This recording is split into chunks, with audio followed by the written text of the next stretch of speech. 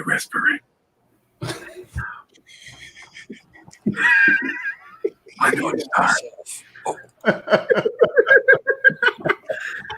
Welcome, everybody. Welcome.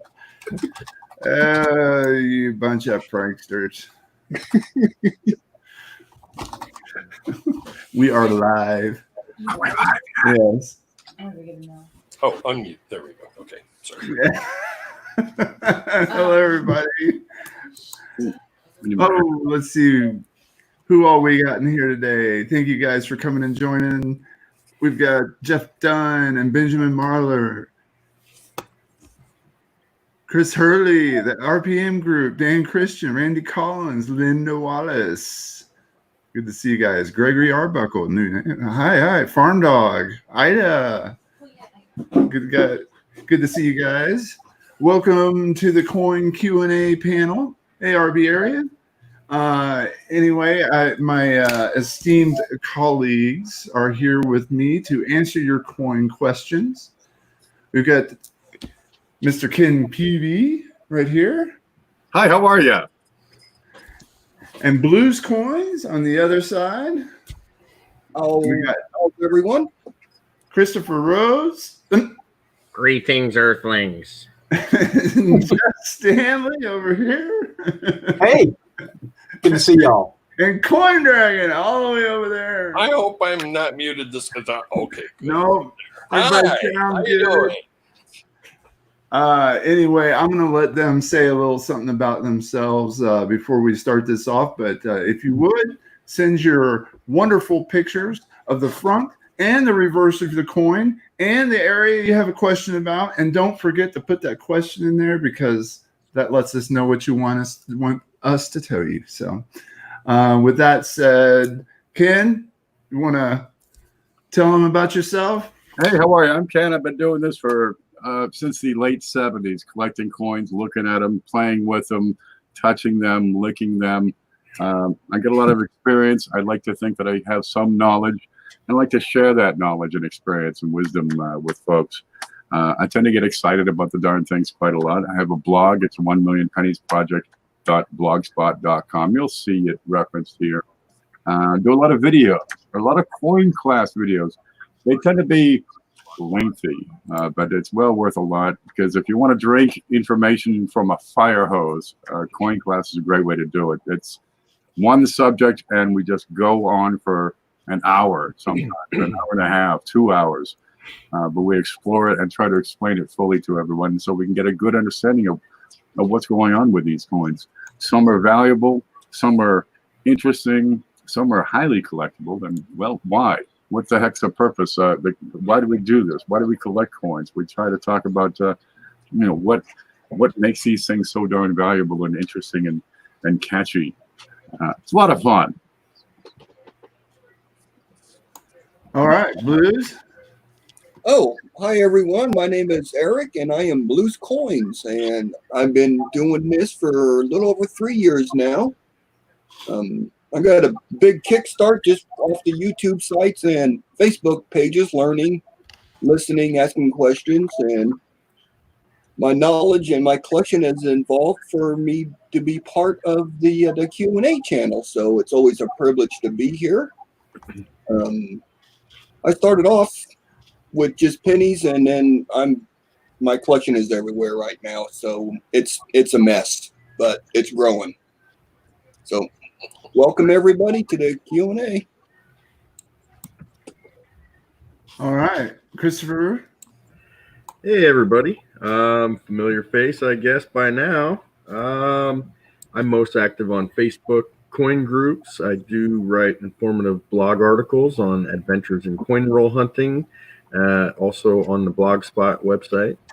I do have a YouTube channel I'm not very active on yet, but one day I will find the time. Chris's Coin channel.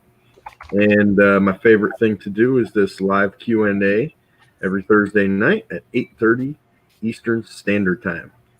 But I'm a collector of coins. I'm a lover of coins. I stick with pretty much every coin I ever find. I have an addiction.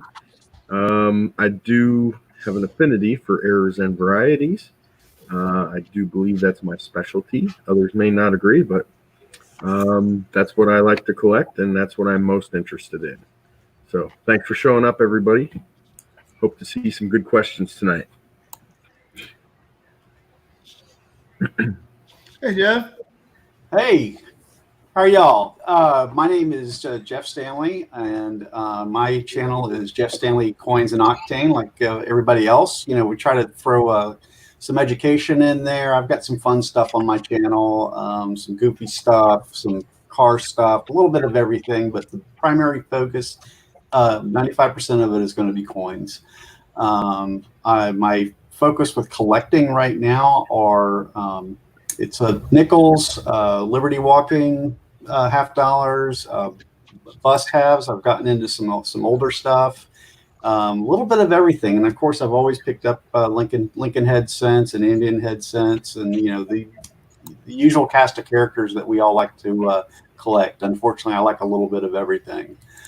So my collection is a bit of a mess. And my thing I'm trying to learn how to do now is how to sell some of it so that I can afford the good stuff that I really want to get.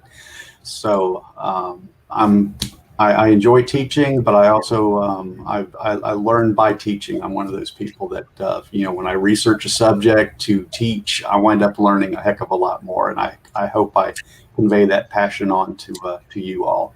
One thing I do want to note is I do have my blog is up kind of in a beta state right now, but I do have a little bit of content out there, and I'll put a link in the chat if Shay is okay with that, and if the channel's okay with that, and that way you guys can go out there and check it out when we're done with the show this evening. Absolutely. Let me grab that real quick. Oh, I can. No way. Can't do it. Huh. Oh, wait. That's a no. That's a YouTube channel. Do you have a blog? Yeah, I've got a blog. I'll throw it in the live, and you can post it up there. We can put it up later if you don't have to do it right away. And Mom's here. Hey, Shay's All right. Hi, Mom. That's always fun. And then we've got Coin Dragon. Hello, Coin Dragon. He's what? Where? Oh, me. Hi. I'm Frank Coin Dragon, aka I like these pennies. Whoa! Airs and varieties. That's me. Woodies. More recently, I started getting more into those too.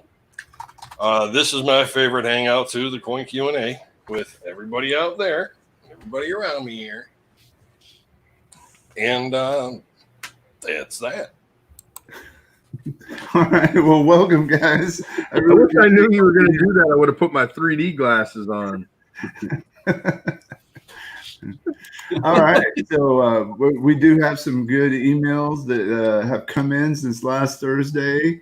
You know, we rotate from channel to channel. So I put everybody's channel up. Actually, I didn't get, let me get Coin Dragons up there. So you guys make sure you go and subscribe. And if you haven't joined us on the Facebook group, please do that. It's just called Coin Q&A. And join us there. And then you'll get notifications about not only this show, but all the cool coins that we all find and post and try to answer people's questions. Now it's level 2. We're going to ask you to do your homework a little bit before you just go post a bunch of damaged coins in there. So don't make Ken mad. Do it, Mom. You don't want that. Don't poke the bear. So post in the other groups, and then when nobody can answer your question, come over to Coin Q&A and we'll answer it for you. So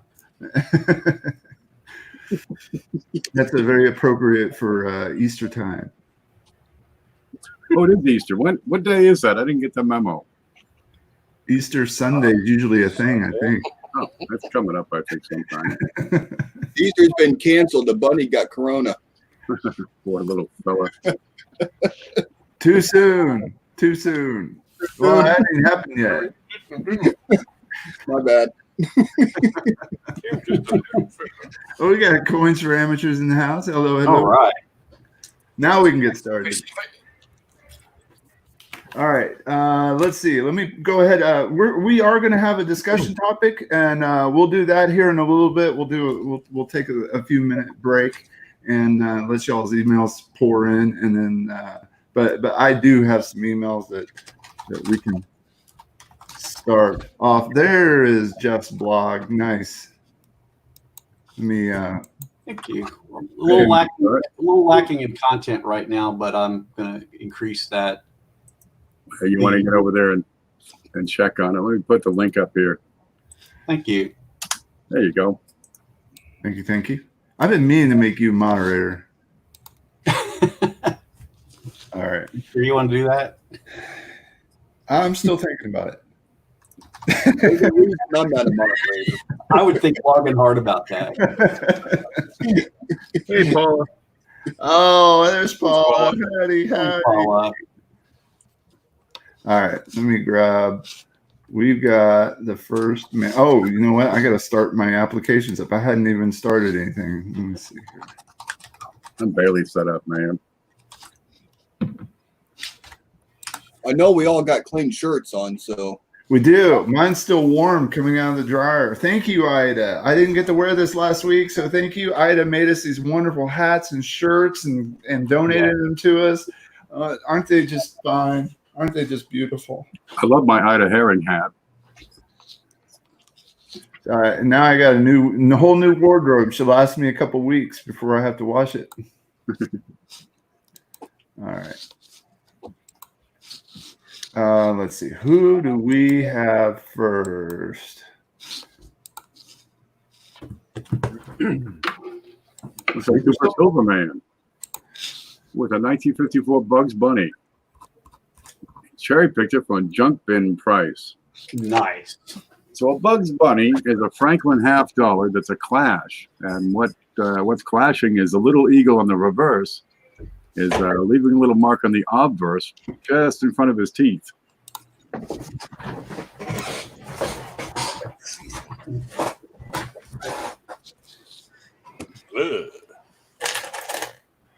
So on the 1954 plane, Philly, you've got a little bit different. It's not quite in there. It's more of this little bit right here under his nose. Now the 54S has a whole bunch coming out of his nose, but for I think every year has a clash, right? That somewhere around his mouth between his nose and his lip. Yeah. Most years will have a clash. It's how well it appears. How sharp is that clash mark? Whoa. And it looks like a tooth in a lot of cases. Yeah. But this one, in the Cherry Picker's Guide, it shows some extra meat out here in front of the upper lip. So cool. Great. We have the meats. Hey, I wouldn't mind trying to challenge you guys to come up with a whole collection of all the years of Bugs Bunny Franklins and send me pictures.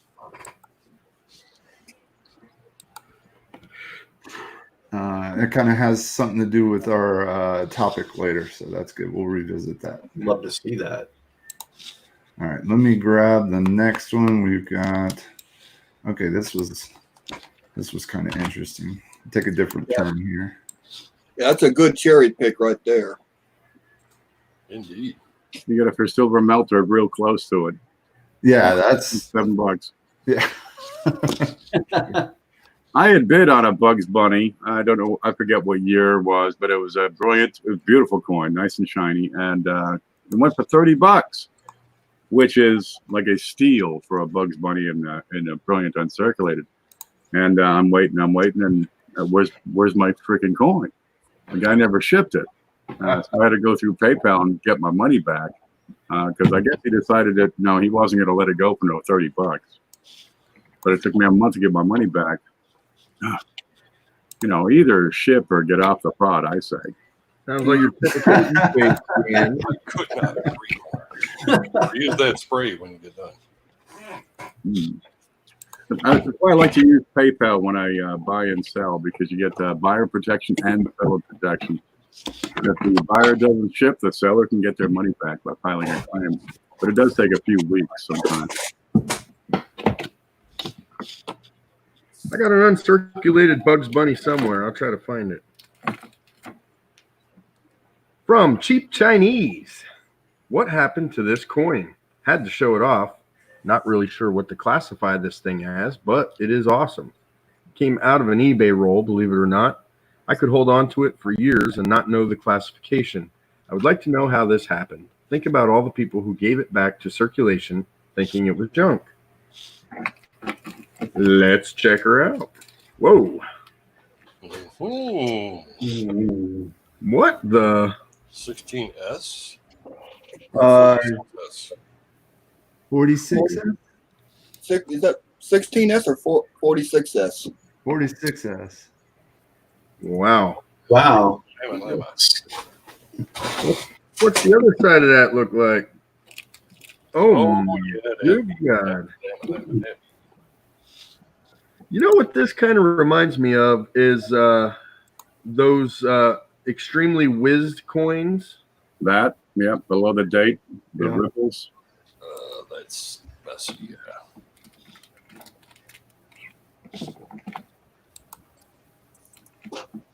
Whoa. It's kind of disintegrated.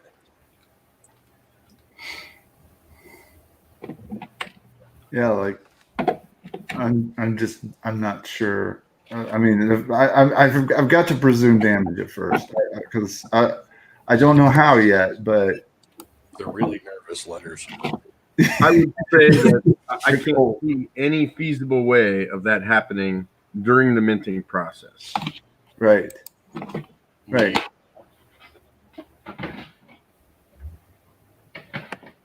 PMD of some bizarre sort.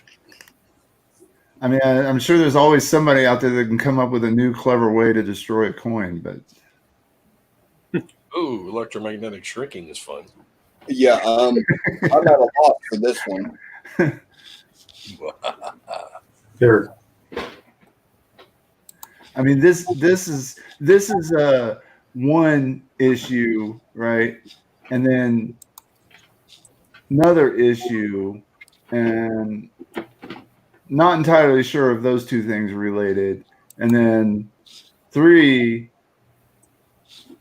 now that one might be related to the first, and 4. I mean, this thing. Wow, this thing has been through. No clue. Something destructive. Certainly some friction, some heat. I just can't nail the source on it. I would definitely hang on to it, though, just because it's so bizarre. Is there anything out there on the lines of like a die shutter where it vibrates as it's pressing the coin? That would be there would be cracks or something visible on the coin, on the surface of the coin. I don't know. JC Will says Picasso penny. I like that. We got 100% damage. We got overheated with. We got electricity. One messed up scent. I called this damage on the Facebook page, and 2 people tried to disagree with me, says Captain Jigga. Yeah. I think we're all agreeing it is damage of some sort. Yeah, the one thing that I'm interested in is the on the obverse of the coin, where that large anomaly is on the right-hand side. It's kind of weird that we can still see the leg of the R, the U, the S. That's a little strange. And what? Yeah, are those letters? I don't know what those are, but the U and the S are clearly visible there, and they're still within that divot. That may have been some sort of weird lamination after strike. But the rest of the stuff on the coin, I just see nothing possible other than damage. Stuck on a fuse box panel. I'd be blown on both sides. Yeah. Well, all right. So it's not going to get you a whole lot of value, but it is kind of a cool thing if you collect damaged scent, extremely damaged. Yeah, I saw this in the Facebook group, and what got me as the damage is the lower right on the reverse is exactly opposite the damage or the anomaly on the upper right of the obverse. Oh, yeah. And this tells me that this was struck with a blunt object of some kind. And when I look at the letters, I'm thinking, no, this is just rim racked and frigged up, probably whizzed with a wire brush to clean it. The obverse is showing some striations from the northeast to the southwest. It's had a rough life, but the coin, especially around 2 o'clock, is deformed. We got a lot of deformation, a lot of indications of damage, and I can't call it anything else. Yeah. Yeah. Even though it's a damaged, post-mint damaged coin, I kind of like it. That's what's that hang. It's cool. It's just something that you just don't come across and you just don't throw away. You just put it in a flip and you mark it and you just I would call it the nervous reverse variety. Yeah, nervous reverse. I like that. Or whatever. Yeah, I mean, you never know what you're going to be drawn to. So I know somebody that collects dryer lint. So, whatever floats your boat. Hey, Start fires with. Yeah. we said we weren't going to talk about that on the live stream. Next one from Ida Herring. Who wants to read that? Ida Herring, 2000 question mark. The girl at the drive-through window at my bank gave me this coin. Thought it was really cool, and y'all might like to see it. Ida Herring's been sending in some very interesting coins the last 3 or 4 weeks here. No guff. Oh, goodness. Nice. Yeah, we got a preview of this last night. That's off center all the way. Turn it up. It's about 30% off center. Yeah. That's a nice one. Not a I'm way jealous. out. I don't think. It's a little closer. That A is closer to the right. Yeah. What I love seeing on these, if you look at the D in United States, you on these off-center coins, because the pressure is so uneven in areas, you get some really cool anomalies. You get the stretched plating around the outer edge on the right-hand side too. Love these.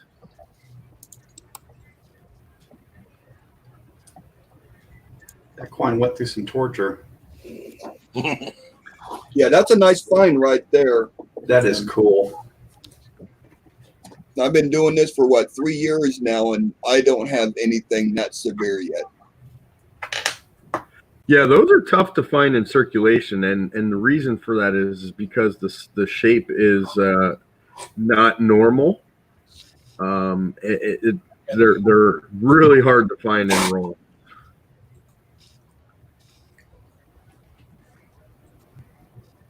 Very cool, Ida. I'm just wondering if that's part of a collection dump. And she's taken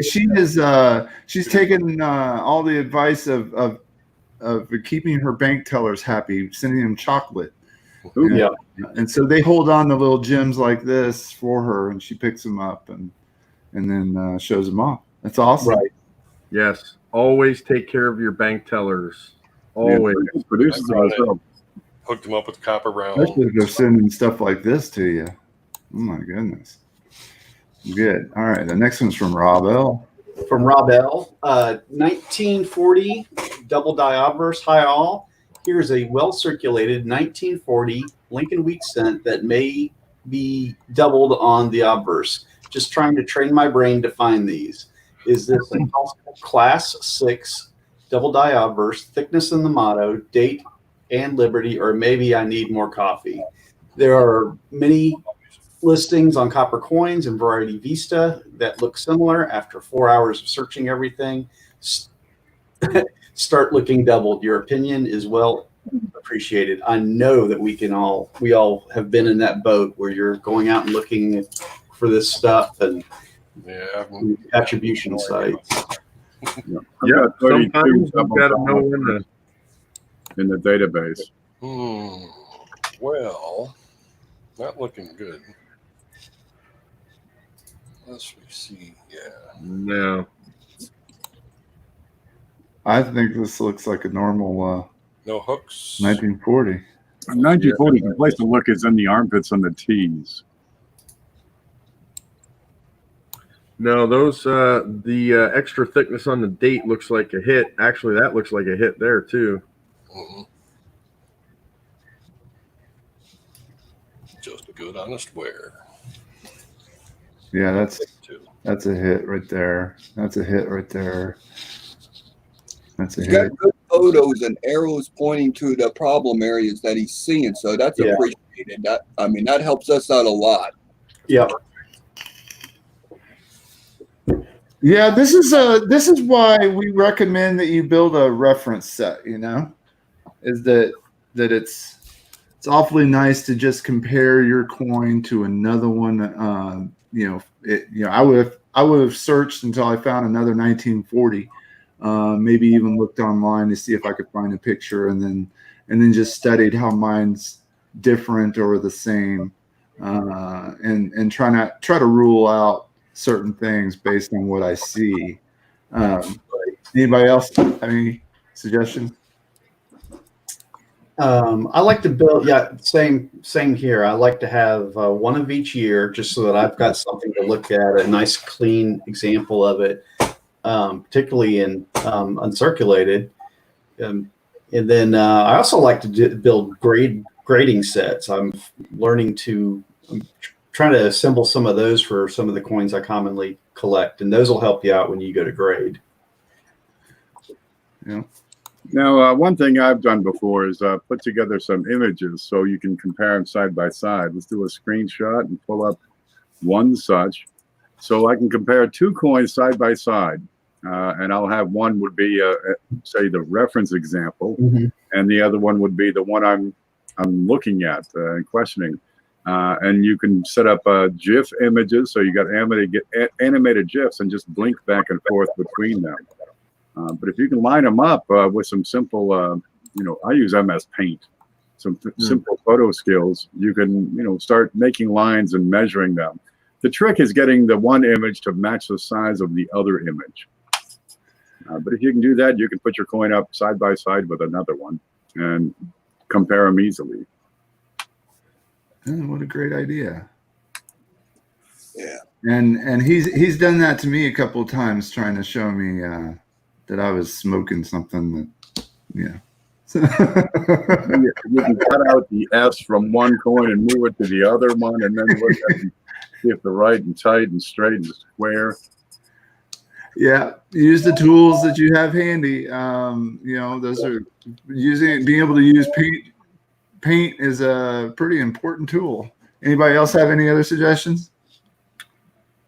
I just I don't know. As you go through coins, I stick with mainly Lincoln Cents, but I've gone through hundreds and hundreds of boxes. So over time, you retain the knowledge, the different design varieties. You, at least for me, I'm stupid. I never studied in school. I don't do it now either. Everything's up in here. So I know the different designs, how they look. So I can easily pick something out as I'm going through it. I know a lot of people separate coins by date or decade or whatever. I don't do any of that. I look at each coin as it comes out of the roll. And I'm just familiar with the designs for each year. There's spans of years that the design doesn't change. There's years where the design changes very small, but each year. So just familiarize yourself with those. A lot of those can be seen on the Variety Vista website. It'll have all of the different obverse designs, the reverse designs for most denominations. And some of them are so subtle you can't really tell, like maybe a redesign of the bow tie or sharpening up of the hair details, But what's important to me are the different designs of the digits on the date. Some of the early 2000s have some really thick looking dates that are easily confused for double dies. The 2003 has a weird look to it. The zeros aren't exactly round or oval. They have a weird look to them, but just familiarize yourself with those, and then you'll be able to tell when you have a double die and when not. That's what I do. Cool. Yeah. To add to that, one of the things that I'm developing that I'm doing now is I use two different reference right now, and I'm going to PCGS CoinFacts. Oh, good one. You can put the coin that you're looking for in that, and it will give you a picture of what the coin is supposed to look like. So if you see something that doesn't look right, you can compare it to a good picture on PCGS. And the other thing that I use is I use my Making the Grade book because it gives me pictures of what the coin is supposed to look like. So if something doesn't look odd or something may be out of place, I have a quick reference that I can go to and look to see if that's part of the design of the coin. So I use this a lot because it's real handy for me to look something up. If you don't have a book, PCGS, I believe it's CoinFacts. Is that right, Ken? Yep. And you can put the coin that you're looking for, and it'll show you good pictures of what the design is supposed to look like. So just keep that in mind. It's something I just started using recently, last month or so, because I wasn't smart enough to figure it out sooner. Yeah, let's not forget photo grade as well. We talked about grading and creating a grading set. I don't need to do it because PCGS already did it for me. They have great pictures of each grade for every denomination you can think of, available to anybody on their website for free. So it's real easy to compare pictures, and if I use my scope or whatever, I can just look at them side by side, so on my computer screen. And Ken's got quite an advanced solution here. Where'd you make that? I made this on someplace on a website. There's two images, both coins, and you can see the difference. Watch for the spot. These are both 1909 VDB. One is a Type 1, one is a Type 2.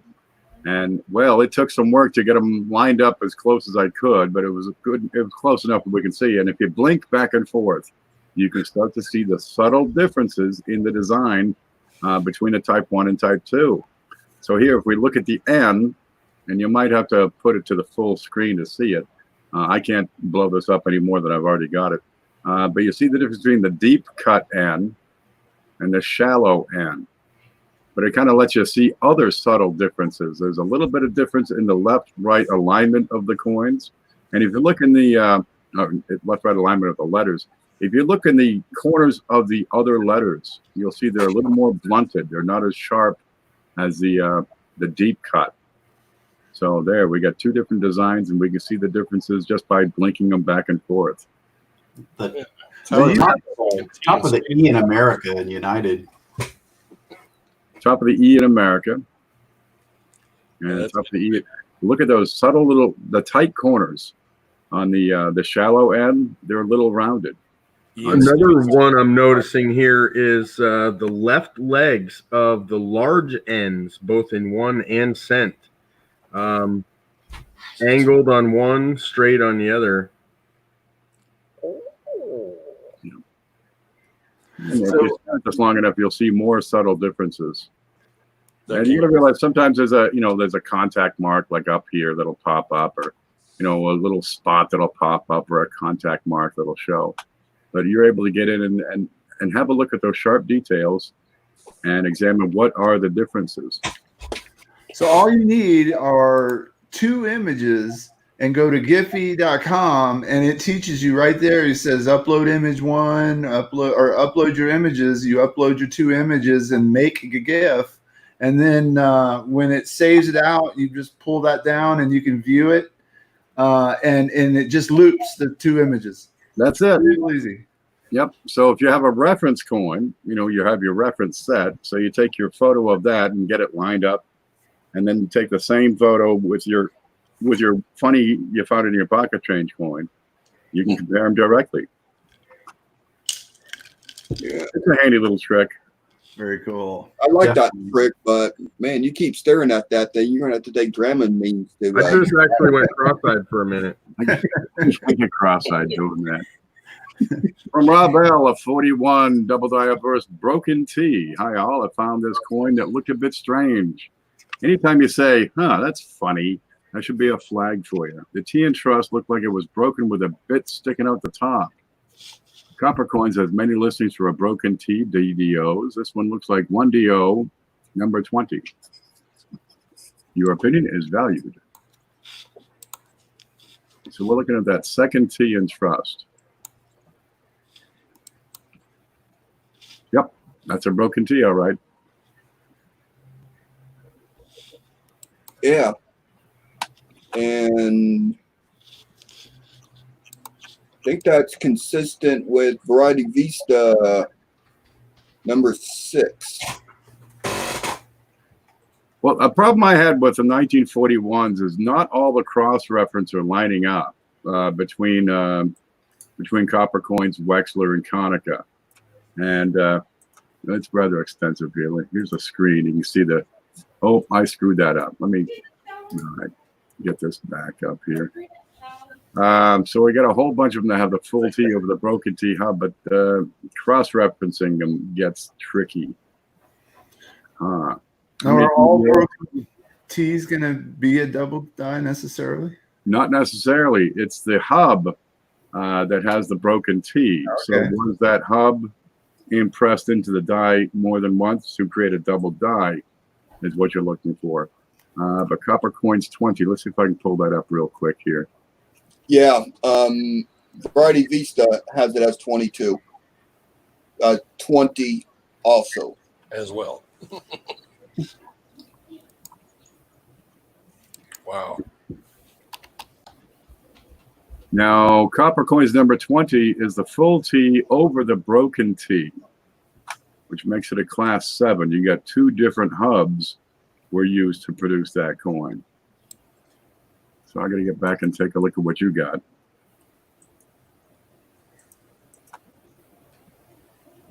There it is.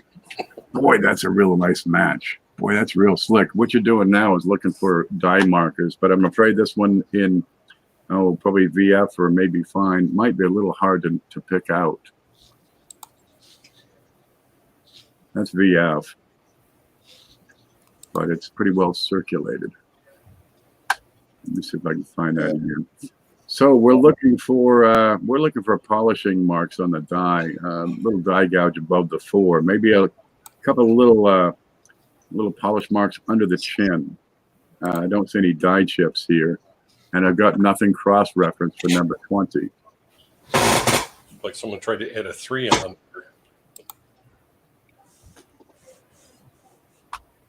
Yeah, Variety Vista is not showing no die markers in their listing. Is that B and Liberty just smacked there? I definitely see something funky. Looking at 12 on Variety Vista.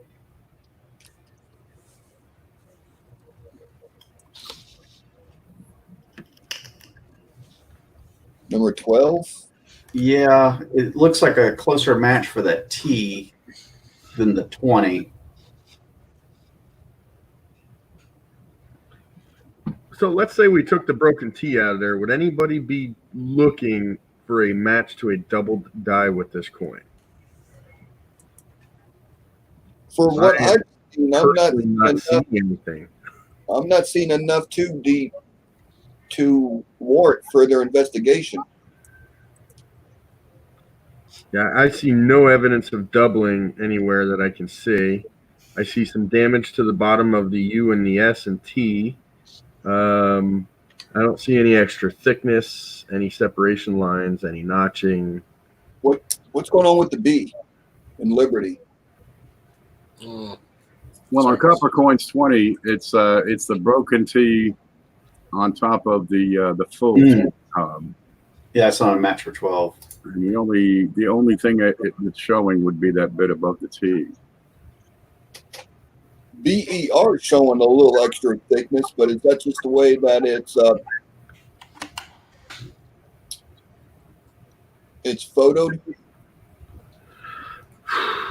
Boy, it's so hard to tell here with this pixelated photo. I see what you're doing there, Shay. I had an idea that maybe I could, but it keeps coming out as a circle, which is really bugging me. Outline.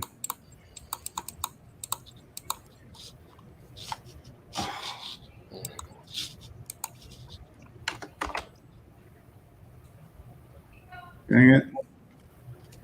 Well, what my idea was is that I would take that. Oh, okay. And then I would just see if this was, yeah, it's about, because that B did look a little bit wider, but it's about 1 pixel wider. I don't know if that's telling me anything. It is pixelated. A couple microns, yeah. Once you start losing wear on your coin, it's a lot of the double dies are going to start to lose the ability to diagnose it correctly and identify it correctly. Just the little markers wear off. All right. Okay, let's see. We got. Well, I don't have it ready, but. Ida asked if those letters should be the same width. Yes, they should be the same width. Die deterioration can change the thickness of those letters. A double die can change the thickness of those letters. Contact marks can compress the letters. So, geez, we got to work all that out and decide which is it. Yep, and one thing we can't forget is the coin is really, really old. So something could have happened to it years ago, and it could have stayed in circulation, and the damage or whatever could have gotten smoothed out. And sometimes it's just so hard to tell. But I don't really see anything on that coin to further investigate other than the broken T. But if that's from a hub, that means there's quite a few of those out there. Yeah. From Dodger 455, Weir Farm West Point error. I found another West Point quarter error. Struck through on the obverse. This is the new Weir Farm. This is quite large. Is it grease? Or maybe if it wasn't struck through, but a bad planchet. No matter, it's cool and off for grading for first week discovery. Also, the reverse has no indication of anything. First of all, congratulations on that. Ooh, Absolutely. Whoa, there you go. W! Sorry, I had to do it. Well, I'll tell you what, that is a nice struck through. I would say that's probably grease, but that's wow, that's a good one on a W quarter. This is the first one with the preview mark as well, right? Yeah. Yep. There it is. Oh, that's pretty cool. Cha-ching. Yep, I like that one. Yep, that's a winner. So could you imagine sending that one in, getting that first week discovery, and with a large struck through error on it as well? Damn, get that in the mail tomorrow. I could dig that. Tomorrow. Priority rush shipping, get it out there. It's got a dang fingerprint on that. Yeah, that sucks, but I didn't well, you know what? I see some spotting right around the In God We Trust area too. That's a shame. That maybe from the rinse or something, but I'm thinking. It's not burnt in yet. man, send that baby out right away. Get it out to The reverse side. No pics of the reverse. All right. Yep. If you look at the bottom, Grease. you see the bottom of that blotch. It looks like a splatter mark. There's like 2 or 3 striations coming out of there. Like ballistic speeds. Yeah, like Nice. no, that's a really cool one, Dodger. Grading, are any of these grading companies even open? NGC. NGC is the only one. Oh man, so your coins go in, they just kind of sit there and be held, and I guess they're gonna have a big bucket for first finds and No telling how they're doing. finds. Or... Yeah, there is that to consider. I mean, is there somebody in shipping, receiving that's at least keeping track of that stuff? Who knows? But I wouldn't take a chance on PCGS, even though I like their first week discovery stuff a little better than Orange County, California shut down all businesses that were non-essential.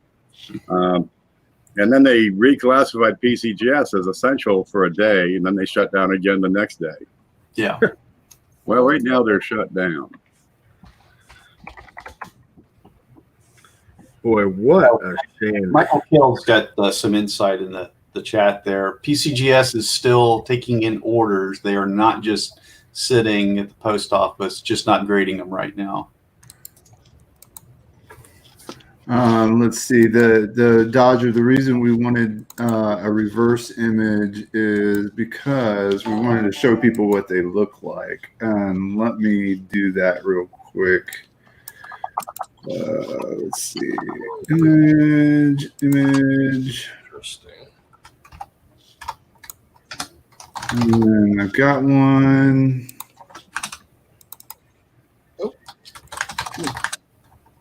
Paul Home Alone, thank you for the super sticker. Here's what the reverse looks like. That's not a bad looking design. I think it's a screenshot from the that movie with Schwarzenegger and Danny DeVito. You know, when they find their mother. Twins? Yeah, that's the one. Oh man, I can imagine that you could see some doubling along that. I'd be checking that the picture, That easel, yeah. the easel. Yeah. I want to see the slab when it comes back. I want to see a picture of what they put on the slab and how that. Please share that when you get it back, as Captain Jigga said, not till about Christmas time. Let me play with this for just a moment here. Give me a minute.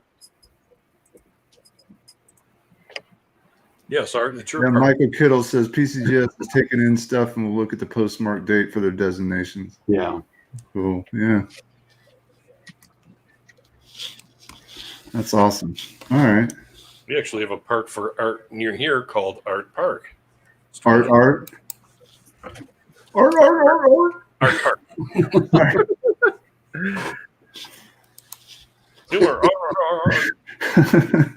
All right, let me grab the next question. Chris Hurley, who wants to read it? Oh. I will read it if it gets bigger. Oh wait, I just read the last one. Oh, he gets the good ones too. From Chris Hurley regarding 2004 Lincoln Marine sent DDO DDR. I found this DDO DDR combo some months ago. I haven't been able to attribute it, although it pretty much matches WDDO number 2 and WDDR 116 and Copper Coins 1D004. Many of the markers are present, but one glaring marker is absent, the deep gouge in the W of we. Is it possible this may be an earlier die stage than the one on the websites? Or must it not be the same due to the lack of this prominent marker? Nothing else resembles it. See photos. Gouge to the lower left of the F and of is Copper Coins. Thank you. Well, she's doubled for darn sure. Oh, yeah, that's cat's eyes. Those points, top of the O. Cusps. The cusp. Cusps. I like that word. Cusps. Oh, that's 100% double. Now, which one is it? I would check on Variety Vista number 3. They actually show a reverse listing for DDR number 10. me see what that looks like. Got some die gouges on the reverse between the N and E and 1. Die gouge under the of.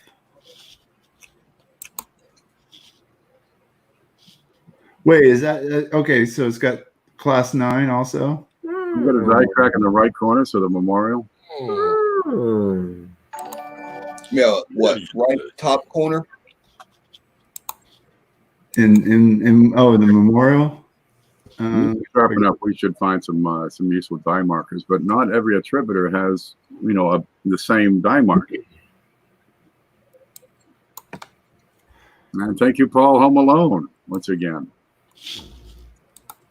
Oh, thank you so much, Paul Humelon. Appreciate that. I didn't even see that. It's twice. Wow, you've got those are my first 2 donations via the by Google. Thank you. Oh, cool. Woohoo! I'm on It's the not road. stage C.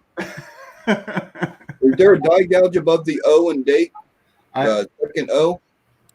Yeah.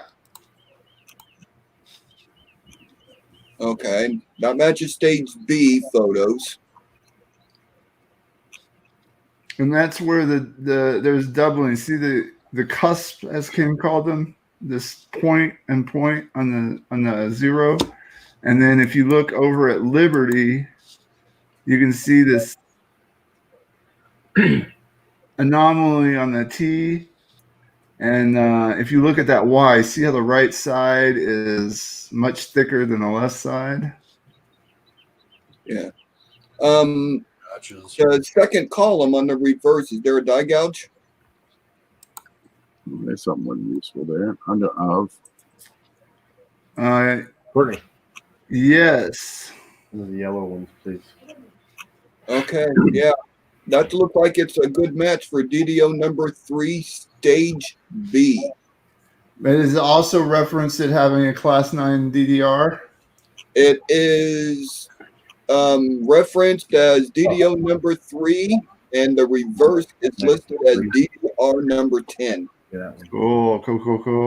Have we got a die chip in Liberty? put that one in there. Bibbidi bibbidi. No. Well, stage C shows a die chip on Liberty. Right here, between the L and I, just below. No, right off the left side of the E.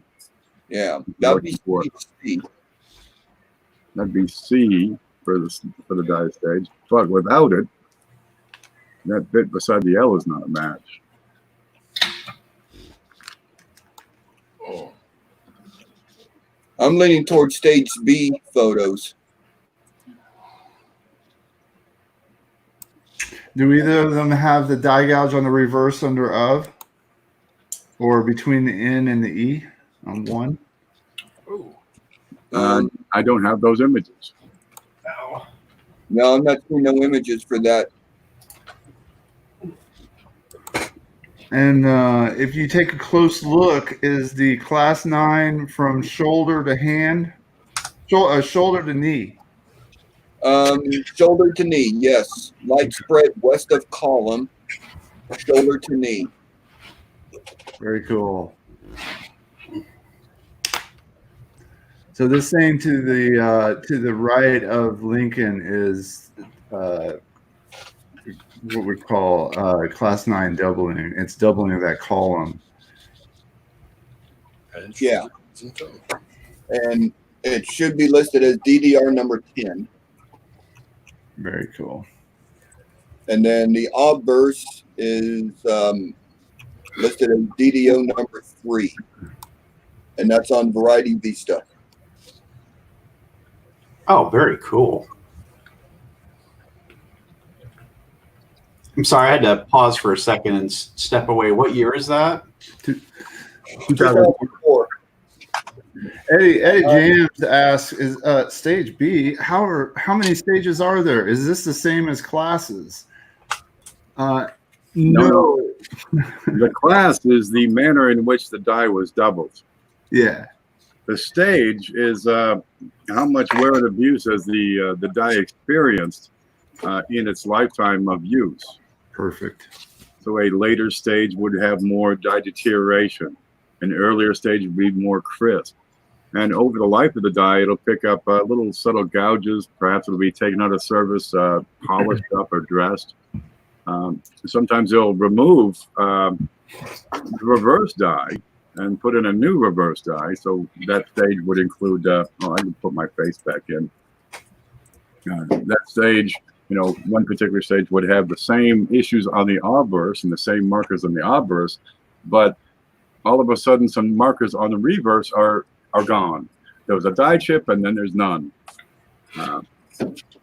There's a progression. It's one thing after another, and that's what the stages are. It's, after this one appeared, that one appeared. So you had a chip and then a crack, and then you had a chip in the obverse and a crack in the reverse, and a polishing line on the reverse.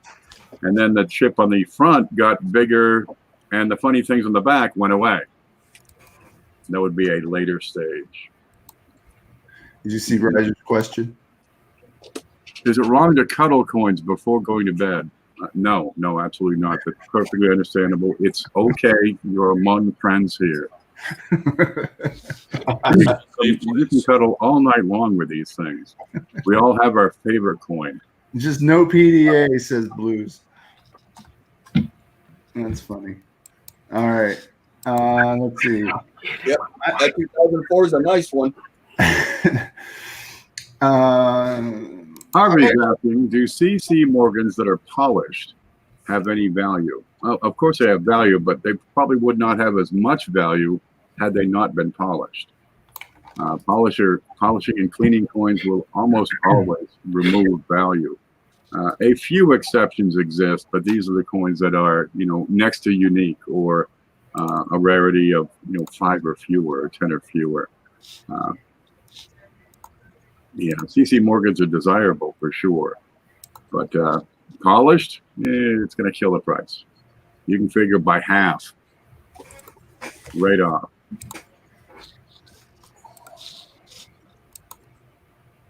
CFA says, I thought I was the only coin cuddler. It's okay. You're among friends here. Raise your hand if you cuddle. With coins stuck in my back, so I don't want to hear anything. Think of it as a Thursday night support group. Here. No SBA. I have an emotional support coin.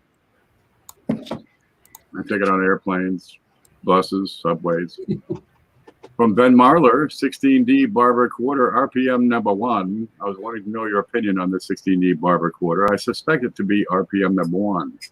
And he gives up VP number 2, which is going to be Variety Plus, an NGC listing. And let's get in there and take a look. Ooh, oh, wow. Nice. VP number 2, yeah. Hey, SJ. Hi, SJ. Sylvia. Hey, SJ. Yeah, I'm liking that. Yep. Where's Art at? Where's the RPM group at? Big old double D. Oh, wow.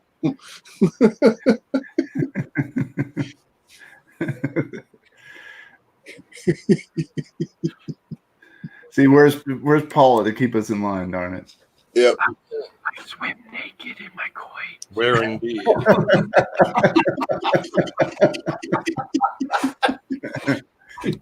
Is that a 16 or a 17? 16. 16. 17.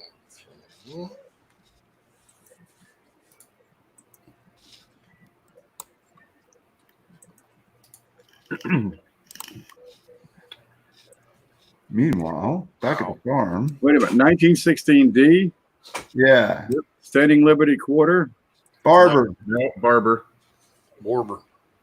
That was the difference. This one's looks to be. They don't have any 16D Standing Liberty Quarters. You are correct.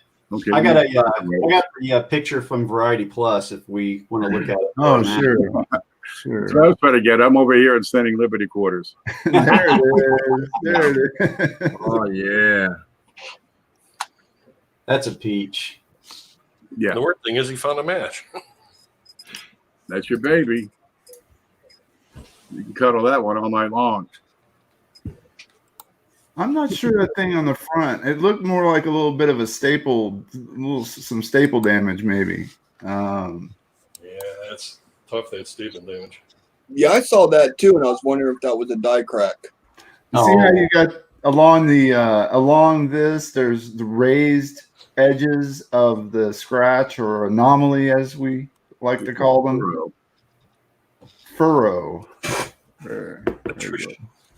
So if you have furrow, is usually no always. That's big enough. Tim's past as a farmer is definitely helpful when it comes to terms like furrow. But that's right on, man. That's a beauty. Congratulations. Right on. Hug him and squeeze him and cut him, George. All right. I will hug him. All right, Benjamin Marley's got another one. Let's We're trying not to caress your coins. You're just wearing them down further. Yeah. Cuddle good, caress bad. handle them with kid gloves. From Benjamin Marler, possible 1930S, RPM 003. Need some opinions on this 1930S that I believe could possibly be RPM 003. Kind of hard to tell due to the toning and, Frank, wait for it, Woody effect. Oh, That's a nice coin. Goodness. Oh, it's beautiful. Yep, that's a nice one. Oh, Yeah, but the condition is good enough and strong enough that we should be able to pick it out. yeah. Is that a little bit of lamination issue to the left of that left wheat stalk there? PIDT all over too. Yeah. Down a little bit, right in that area. Is that damage or is that like a small bit of lamination issue? It looks like it took a little hit. I think it's it. Let's lift it up. But what Coin Dragon's talking about is this this sort of hump that goes from the E and the P down to the C, and from the C between U and N to the O to the stem, and all the way back around and back up again. The shape of Lincoln, basically. Indirect die transfer. Indirect design transfer. Progressive indirect. Progressive indirect. And here's his RPM, he thinks. Mushy.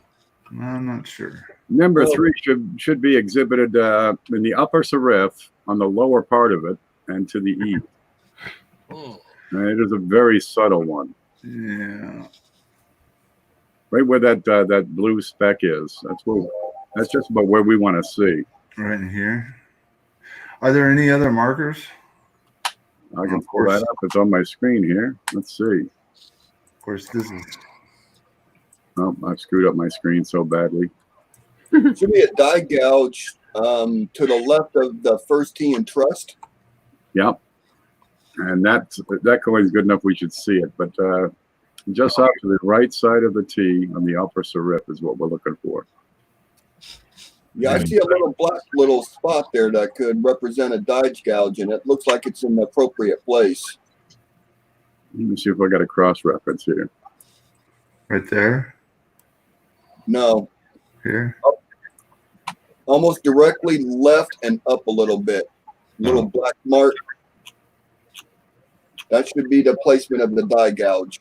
Huh. And shows 2 gouges besides the T in trust. One to the left and one to the right at the rim. We're not going to see it here. No, not through that. Not through that cellophane or whatever that's called. Plastic. Yeah, and I've got no images from copper coins to compare.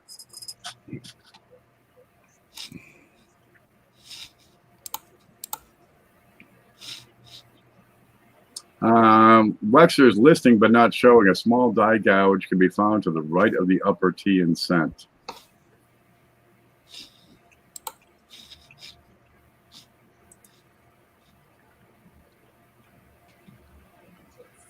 There's a gouge, but I don't think it's a die gouge. I've got some coloration issues, maybe.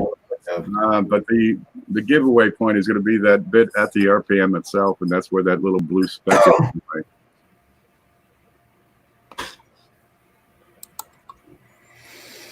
Can't confirm.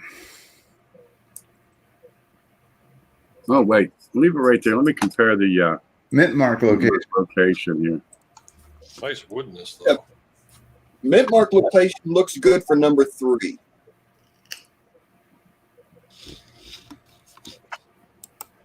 How do I get to there?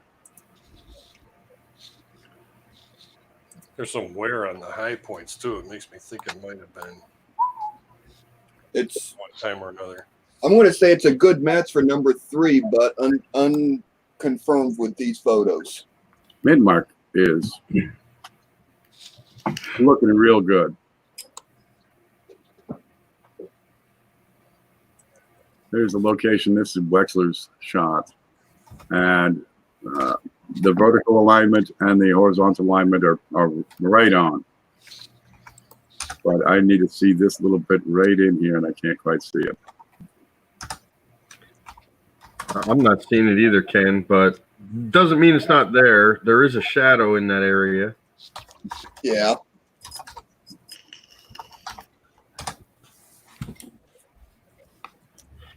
Well, if it's possible to get a better picture with slightly different lighting, looks like the lighting may be coming from the left. If you can get it to come from the right, maybe we could see that area a little bit better.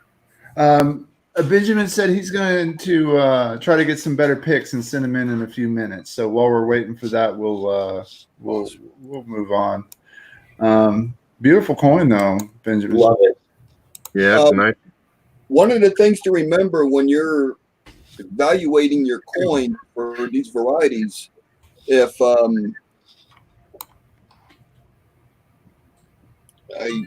don't have anything I could show you. If you're looking at the coin from the top and you're not sure, if you rotate it and look at it from a 45-degree angle or a 90-degree rotation, you might be able to pick up some other markers of that specific area with the lighting and the way that the scope is working it.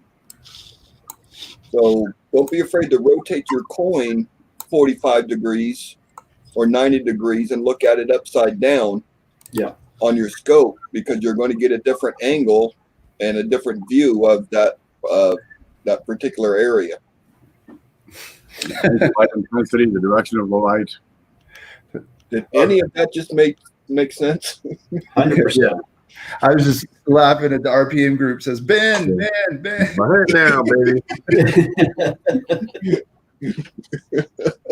Yeah, I don't know. Like, depending on the scope you guys have, my scopes have the ability to rotate the frame, the picture on my screen. So I do that trick that Eric was just talking about. I will rotate the coin, 180 degrees, and then I will rotate my picture, so I'm still looking at the coin upright on my computer screen. Just a little trick that I use once in a while. I have to do that quite often when searching RPMs, especially the 1960Ds. When you start getting into some of the minor ones, 61D, you got to rotate that coin all sorts of different ways to see those little notches or whatever. So definitely a good little trick to use. Yeah, I got this. See this lamp? It can go so many different angles. So I could just sit there and manipulate it and move it around the coin and look at it in all different directions. It's kind of neat. Articulating the lamp, yeah. Yeah. Hey, Shay, can you put me up for a minute? Sure. See, when you got the view like that, that's what I'm talking about. Now you're seeing a different angle of that coin with different lighting. So just rotating it It's going to give you a different view of what you're trying to see.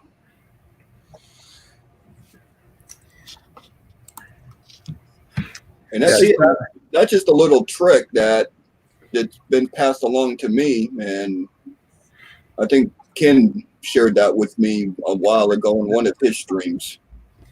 CFA's got a good tip too that I use a lot, particularly with stuff that's in 2x2s and stuff that's in slabs already, is to put something underneath the stage that the coin is sitting on, or something that's going to give it just a slight bit of an angle, so you can bounce the light out, the harsh light out of the line of sight of the scope, and you can get a clearer image of what you're looking at, or at least a different image.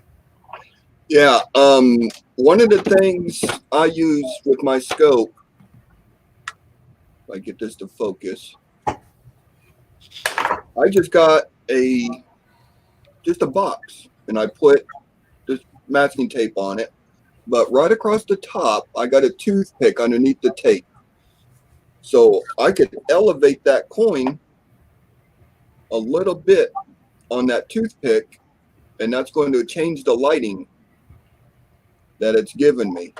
I don't know. Now I'm going to make me a wedge. I don't know if I'm going to be able to show that or not. Let me see if I get this to focus a little bit.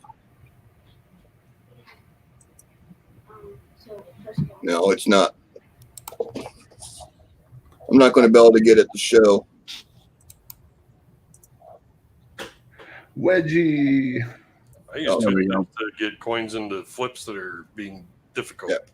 Right there is the toothpick underneath the tape. I'll put a coin in a card, then I can move it all around. Of course, you can see the camera here, and you can see that what the change in that angle, just a little subtle change will do for you. And let's zoom in and see what the hell it does. Yeah, that's another good trip. So get in there and play with it, tweak it. It's actually focused a little higher up. This is flat, so I'm able to move the coin through that plane of focus and give it a wiggle. Yeah, these are scope skills. Practice, practice, practice. What works for you is what you're looking for.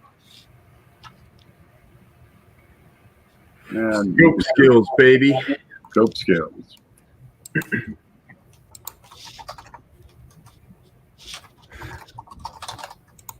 All right, let's do art rings, and then I'll download Benjamin's pictures he sent along. So here we go. Art rings going to keep us thinking for a minute.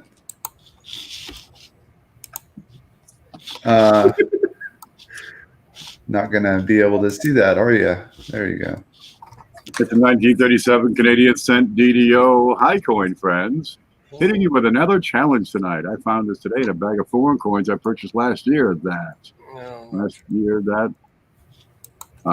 it's a 1937 Canadian cent double die of gross. Do you have any reference material on foreign coins that will help point to a designated listing?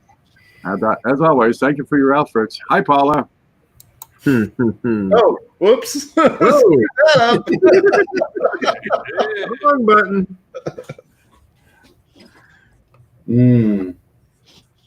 Foreign coins just haven't been studied as extensively as U.S. coins.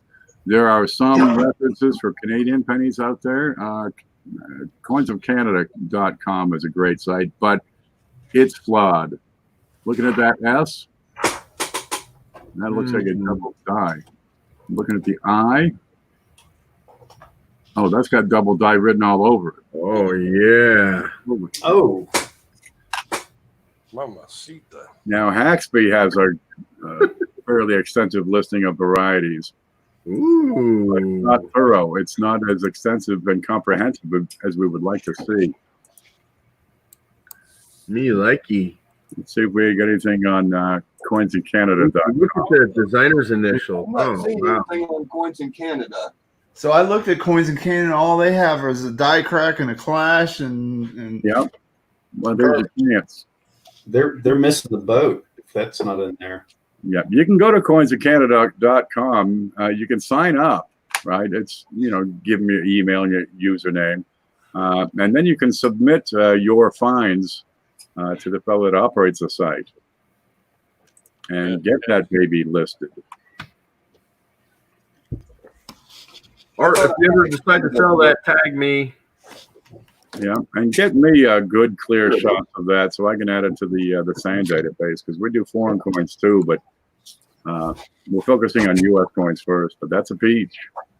Now, would you call that a class? Let's see. Let's shift it to the left. Can we see the opposite side of the coin? Okay, instead of the 5 o'clock, could we see 11 o'clock on the obverse? Oh, There you go. The other side. Keep looking for a pivot point. That's right. so I know. Let's see. He had. Is it a blunt 7? He has. Out of curiosity.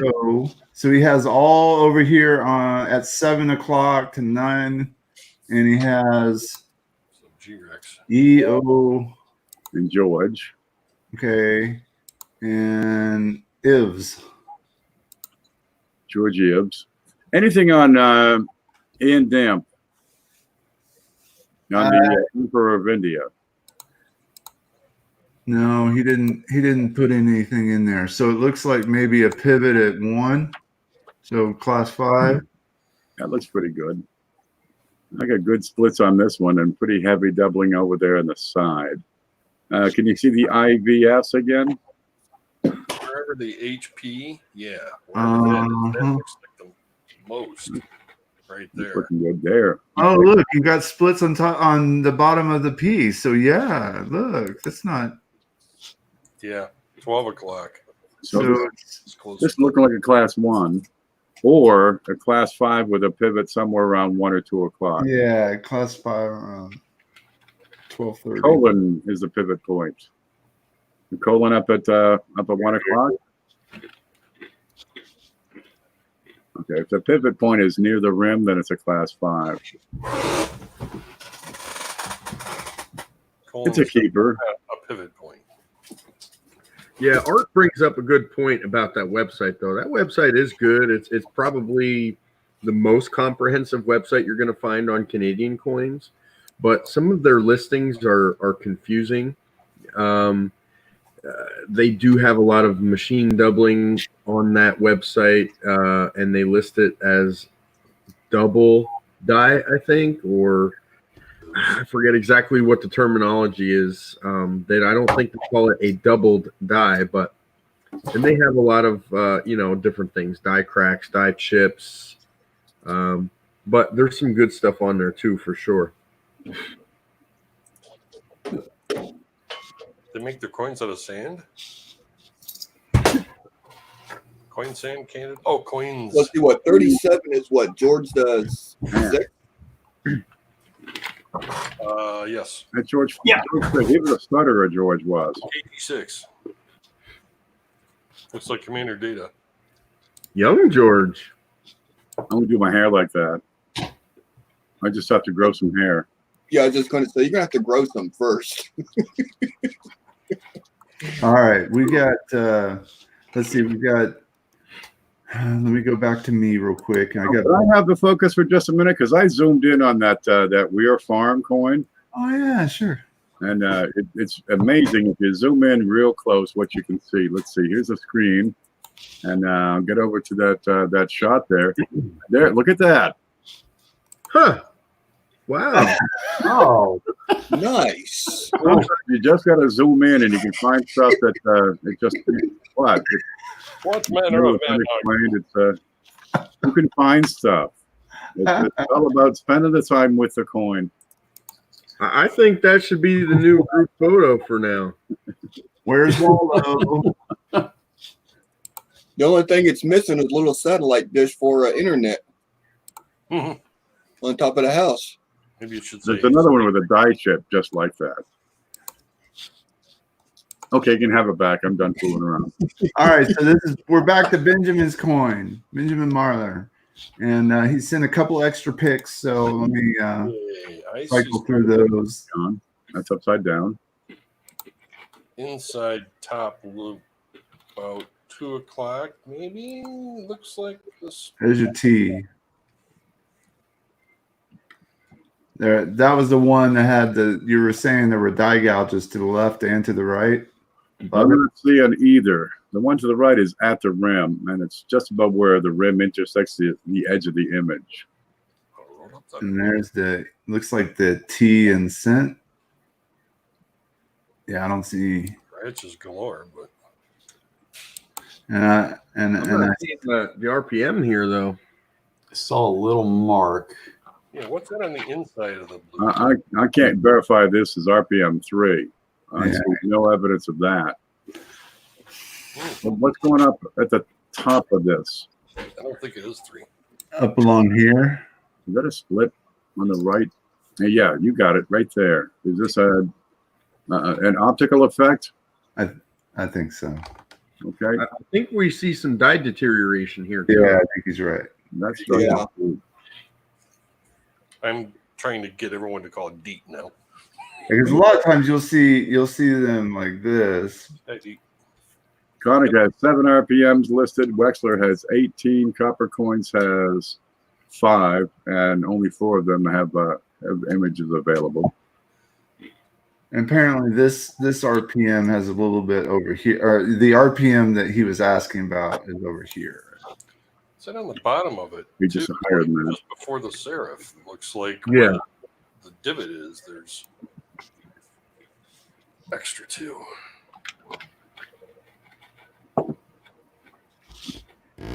I'm not seeing it. Not here either. Yeah. Well, I'm not seeing enough to verify it. It's still cuddle worthy. yeah. Yes. So worthy. You can still wake up with it stuck to your back in the morning. No. Too far? I think you're talking from experience here, Blues. Hey, I'll read this one.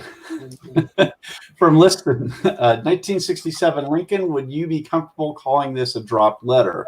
I see a backwards E and it's sunk into the coin.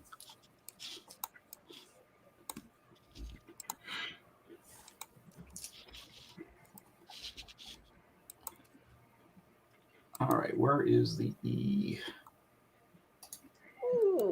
Oh, wait. Ooh, Biff. that's the size of the E in Liberty and the size of the E in We. No guff. Oh. But it's Oh, also somewhat goodness. consistent with the lamination. Yeah, I'm thinking lamination, Ken. Very fortuitous looking. I'm leaning towards a lamb too. Man, is that closely resembling E though? No. It would be much sharper too. Well, not much, but Oh, goodness. It's close to the height and the font, if I'm not mistaken. overly expert. Well, let's look further at the coin. Laminations tend to show graininess in the color of the coin, Sharp. and you tend to have more laminations in a parallel line. I got some bumps in there in between the maybe E and the M. That's any wood grain. I'm not seeing no Whoa, sign. whoa, whoa, whoa. Let's go back to that last image. To the right of cent, along the rim. Looks like a little lamination peel, right? Mhm. It looks like an S.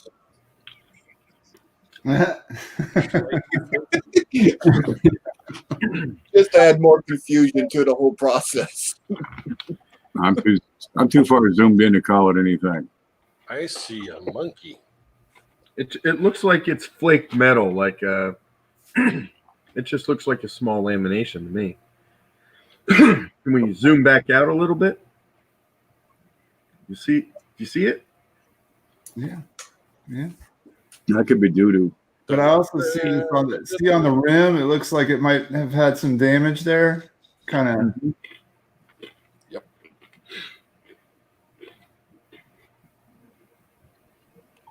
What year is it? 67. It's Ahmed.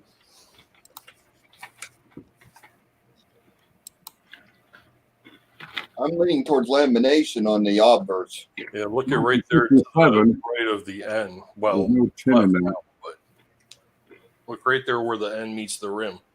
You see lamb right there too. Yep. No, I can't pick anything out of this scale. You see the squared off in this. Can you trace that out, Shay? I just think it's a little too thick on the right side to be an E. I mean, it does resemble an E, but I just don't think it's quite right.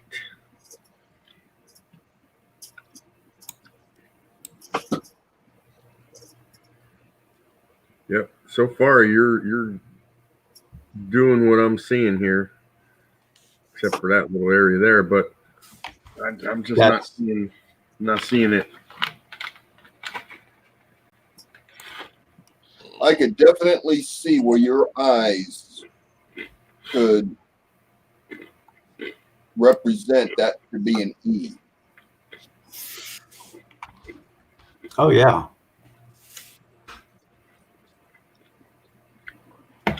I'm going with lamination. I'm agreeing. I'm going to go with damage. I can go with that too. Damage. I'm going to go with F. F the coronavirus. In God we trust. It is not an E, it's an F. All right. Let me grab the next. Let's go back to the S on the reverse. On the reverse? What? Barney. You trolling me? I don't make anything up with that. There it is. That other little damage point on the bottom right.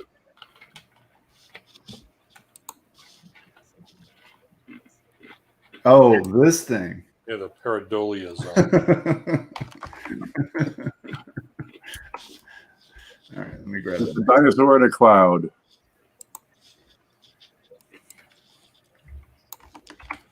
It's amazing on how your eyes will pick out something Hey, that it's Guy you're so Smiley. familiar with looking at it, and then you're like, that's it. Totally Guy Smiley. From Liston, an 85 Lincoln, what do you think of the mint mark on this? Could it be an RPM? I couldn't find a good match for this date on Wexler or copper coins, but I was looking at my Strike It Rich with Pocket Change book by Ken Potter and noticed that 86 had one that almost matches it perfectly.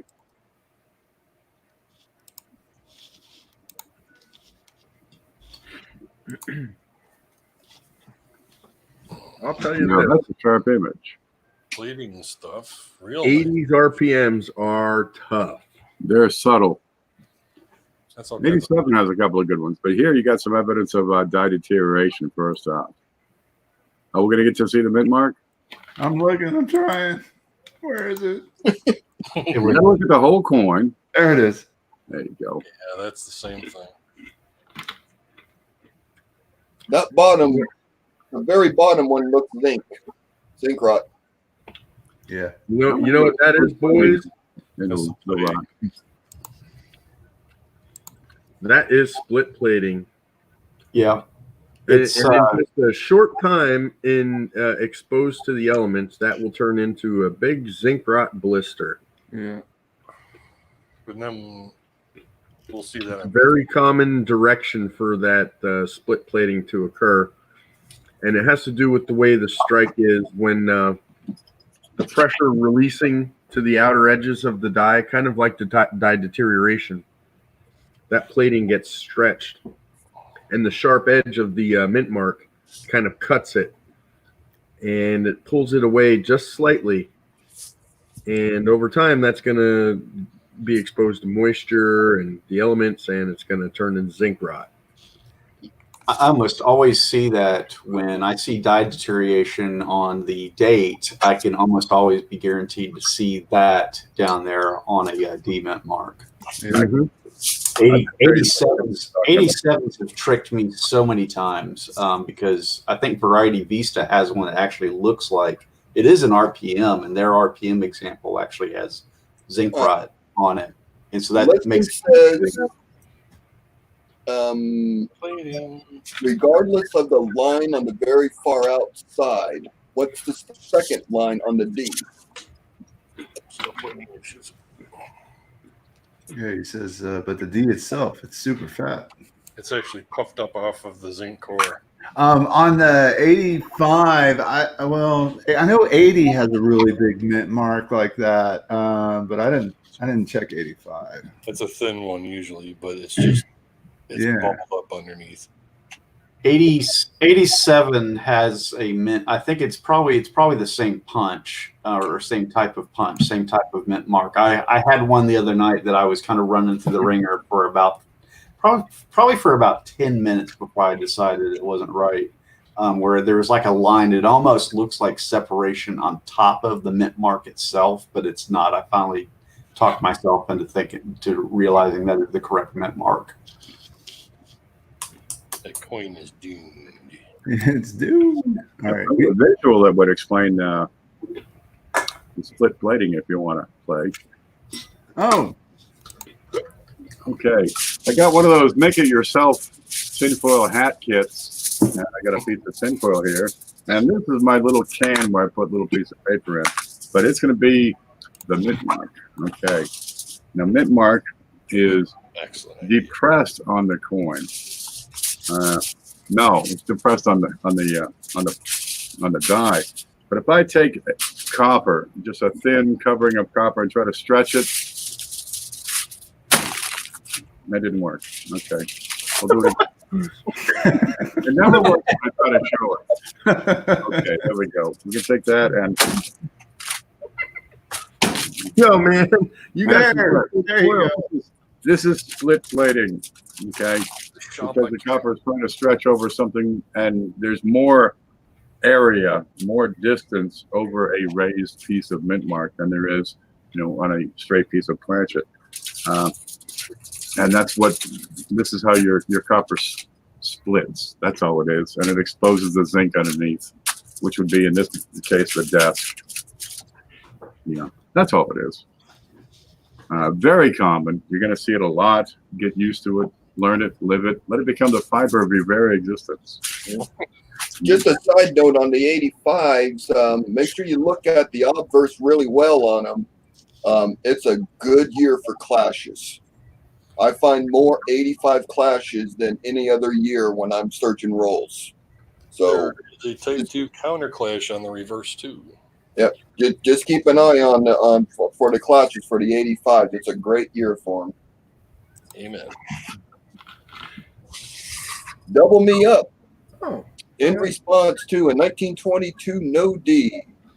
Is this a 22 no D? I'm thinking it may be die pair number 1. I took a risk on it and bought it on eBay for $7. Whether or not it is, it's still got an okay deal on it. Thank you for looking. Ooh, wow. That's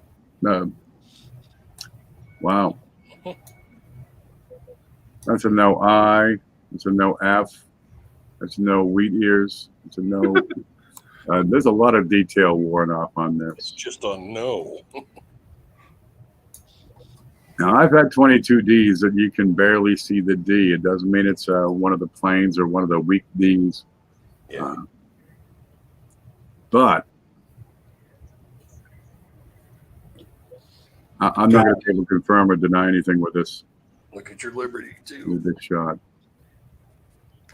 Weak or stronger. That's a good indicator. The level of wear on this coin is going to be make it questionable.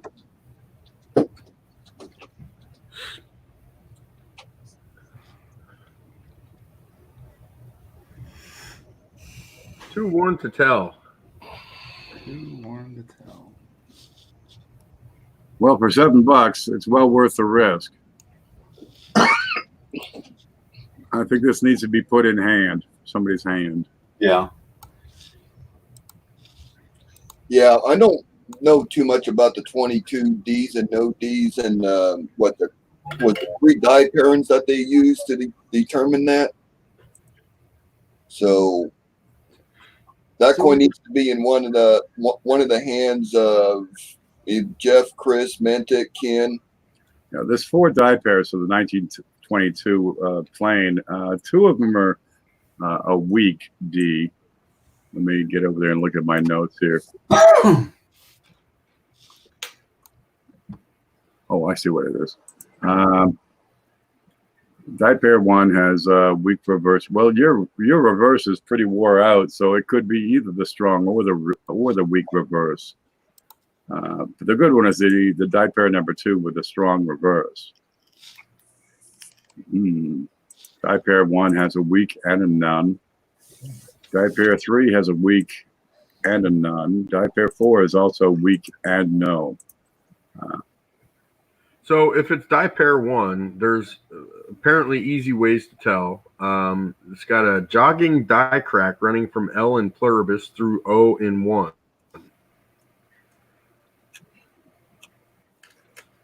Yep. And a good shot of that is over on Lincoln Cent Resources. Let me pull that and copy and paste that. So it's obviously not die pair 1 because it's pretty obvious of a die crack. Yeah, you're not going to miss that one.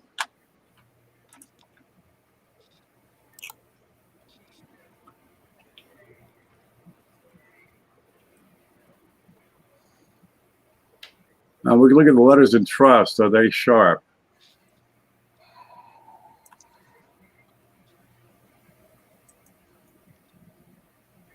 Maybe they were sharp. We can't tell if they were now because the wear is so extensive on this. But the rim edge, that edge of the rim looks pretty sharp. So I'm going to guess it's not die number 2.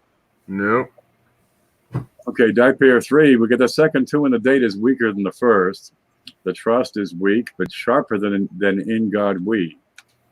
But we can't tell because the wear on the trust. So die pair 3 I can't confirm. And everything wants to make me throw it out. Die pair 4, the front of Lincoln's coat from about 4 o'clock to 5 o'clock appears to merge into the rim. Whereas dies 1 to 3 all have a regular pronounced gap between the coat. It's not 4 either. No way. 4. It's pretty well pronounced. I think we pretty much eliminated all 4 die pairs that are known. There you go. You have a 1922 D. Well worn.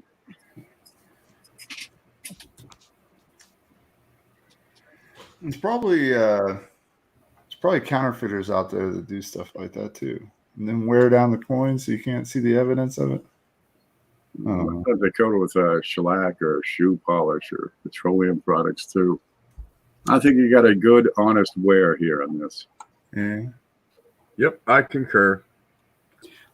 I think if, going back to the photography tricks, I think if you kind of spin that around on a microscope with some different lighting angles or whatever, you'll probably see a hump of what used to be the mint mark on this one. People have taken 22Ds and polished off the mint mark. Yeah. And that usually leaves some trace. But you can't fake the die markers too.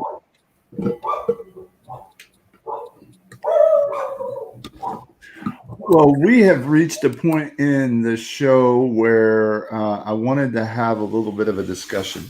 So while we're discussing, I'm going to be downloading the rest of the pictures and emails and getting them ready. But I thought that I would go ahead and talk about the topic shortly. So the one I was thinking about was I know for me, when I'm looking at thousands of a particular coin type on a regular basis, week after week, I start to get a little bit, I guess, yeah, loopy, distracted a little easier, and it often helps me to look at other coin series. And so I thought about how this kind of correlates to a new coin collector, because they're always asking, well, what coin should I collect? It's a deeply personal thing. And it kind of there's coins for everybody, but there's some coins that for a particular person that just don't make sense. So for me personally, I love to investigate the history of the coin. I love to look at things that were going on in the world, who was making the decisions about the coins, how that coin came to be, and then who designed it, and more about, well, what other coins did that coin design? So the history perspective really interests me. And I wasn't as interested in nickels after searching thousands of them in box after box after box. I kind of lost interest. Well, it took Jeff coming around and talking about certain things that made me go, I want to look into some more of these things, and historically, and started looking into all the other nickels. And Ken's looking at shield nickels and V nickels and 3-cent nickels, and I'm like, man, I love this stuff. So, nickels are a lot of fun, but I wouldn't ever done that. One, if I didn't have mentors like these guys to hang out with, and two, if I didn't have a sense of a question, a question in my mind: how is it made? What is the history? And now digging through it, I discover, wow, there's a lot of amazing little things about this coin series that I should take a look at it again. So anyway, so what is y'all's advice to new coin collectors when they say, what coin should I collect? And we'll go from there. Let you guys go. Who wants to go first? Blue. Blues. First, it's different for me because the coins are directing me into a path of my collection.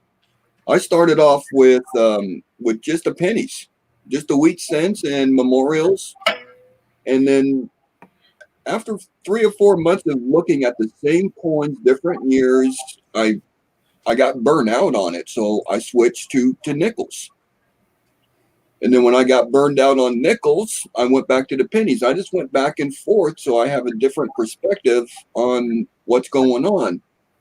And then I listened to Mantic and Ken, and they're talking about these seated liberties and the 2-centers, and then CJ is very up to date on the flying eagles. I started looking more into that, and the coins are directing me into the path of my collection. I mean, I don't specifically go, I'm going to do this, this, and this. The coins are directing me into that path, and it's very interesting that it throws me around the hobby so much. I mean, I just picked up a nice collection of proof Roosevelt dimes, and I don't even do dimes, but my collecting path led me to get those dimes, and they're just sitting in the box right now. But eventually, yeah, I'll probably get into the dimes a little bit more. But it's an interesting subject on how you want to go about your collection, and I'm looking forward to what the other people have to say about this. But the coins direct me into the direction that I'm going. So don't discount yourself if your mind just says, go look at nickels for some reason. Go look at nickels, because there's a reason it's supposed to do that.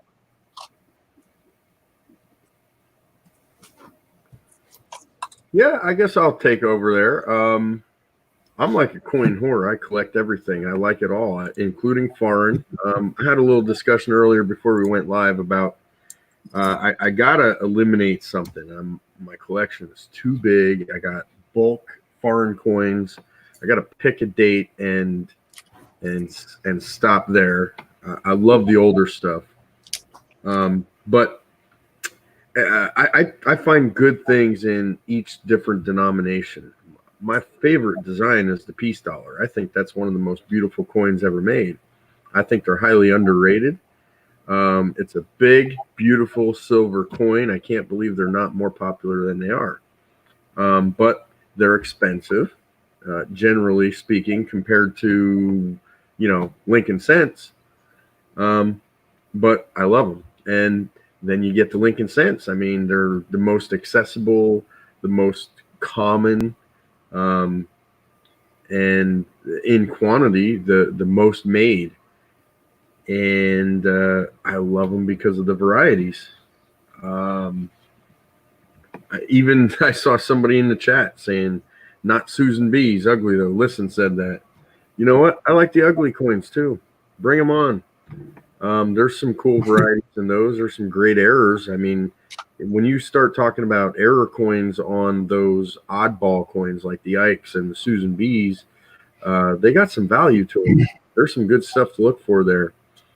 But my suggestion to a new collector would be to go to a show, go to a coin shop or something, and just look around, see what piques your interest. Everybody has different interests. I love error coins. I just can't get enough of them. I love varieties. I can't get enough of them. So those are kind of tough to find at shows. Every once in a while I get lucky and am able to cherry pick something, or there's a dealer there maybe that specifies in that kind of stuff. But I buy all kinds of stuff. Indian head pennies. I love Indian heads. That's a beautiful design. And then when you realize that it's not actually an Indian on the front, it's I guess Lady Liberty wearing a headdress. Some of those little things are pretty neat to find out as you learn the series and learn about the older coins. Shield nickels are absolutely beautiful in high grades. 2-cent pieces are beautiful in high grades. These things are, you're going to find stuff that you like. I love tokens. I love old Civil War tokens or Hard Times tokens. The artwork on them was great. The humor in some of them was pretty good. So I collect everything, and I don't really have any specific favorite other than like the design of the peace dollar, like I said earlier. But everybody's different. Shay likes $half. That's his thing. I know he's getting into other stuff now, but his thing is $half. I guess my thing, if I had to pick a thing, would be shield cents, because I found quite a few really good shield cent double dies. So everybody has their thing, I guess. It'll come to you, like Blue said. It'll come to you. Just start playing around, get out there, pick up some coins here and there, get into it. That's the only advice I can give. I'll go next. Everybody knows I collect nickels, in particular Jefferson nickels, and Buffalo nickels as well. And what got me started on Jefferson nickels was I was starting to reach financially the lockout point with Lincoln head cents. I could no longer afford what was next to fill up my album. At the time, I was just filling up albums, not really looking for varieties. And I had reached the point where I financially could not afford the 09S, the 09S VDB. Certainly could not afford the 22 plain. I just was at that point, so I needed to have something else that I could go out and collect while, I was reaching a point financially where I can afford the good stuff. So I wanted a series that would be a little bit easier for me to collect. And that obvious choice was Jefferson nickels. And it was nice to have a sense of accomplishment of filling up my first book of Jeffersons. And then I started doing better, career wise, and it was time to, okay, well, let me look at some of these other nickels. Let me start going back. And I went back into Buffaloes. I still don't have a full set of those, but I'm getting close. And Liberty Head, I do have a full set of Liberty Head. I managed to assemble one of those. And that had been my primary point of focus. And at the same time, I was adding to my Lincoln Head cents. And I always kept types of other coins that I liked that I just thought were nice, beautiful coins. The Mercury dimes, I had several of those. Liberty Walking halves, I had several of those. Always liked those. Coins I could not get into I just couldn't get into Franklin's, just because personally I think it's a little bit of an ugly coin, but I don't mind, I certainly don't mind having an high grade of one of those. Oh. And then something that's determined what else I've started collecting in the last 2 years has been hanging around with these folks here. There was one night, Paul Hampton shared a 3-cent nickel that had a cool clash and a what else was on? It was a repunched date on it. I'm like, let me go check those out. Sure, I found one almost exactly like his. I bought it that night, and then that led me into Shay led me into 2 centers, and I like those now. Then I took the grading class this past February, and we learned how to grade walkers. And I was always intimidated by those because of the expense of them and how difficult they are to grade. And I learned to really like them. I learned to, at that show, go out and cherry pick some very nice pieces. Now I'm a big fan of walkers. So that's my story.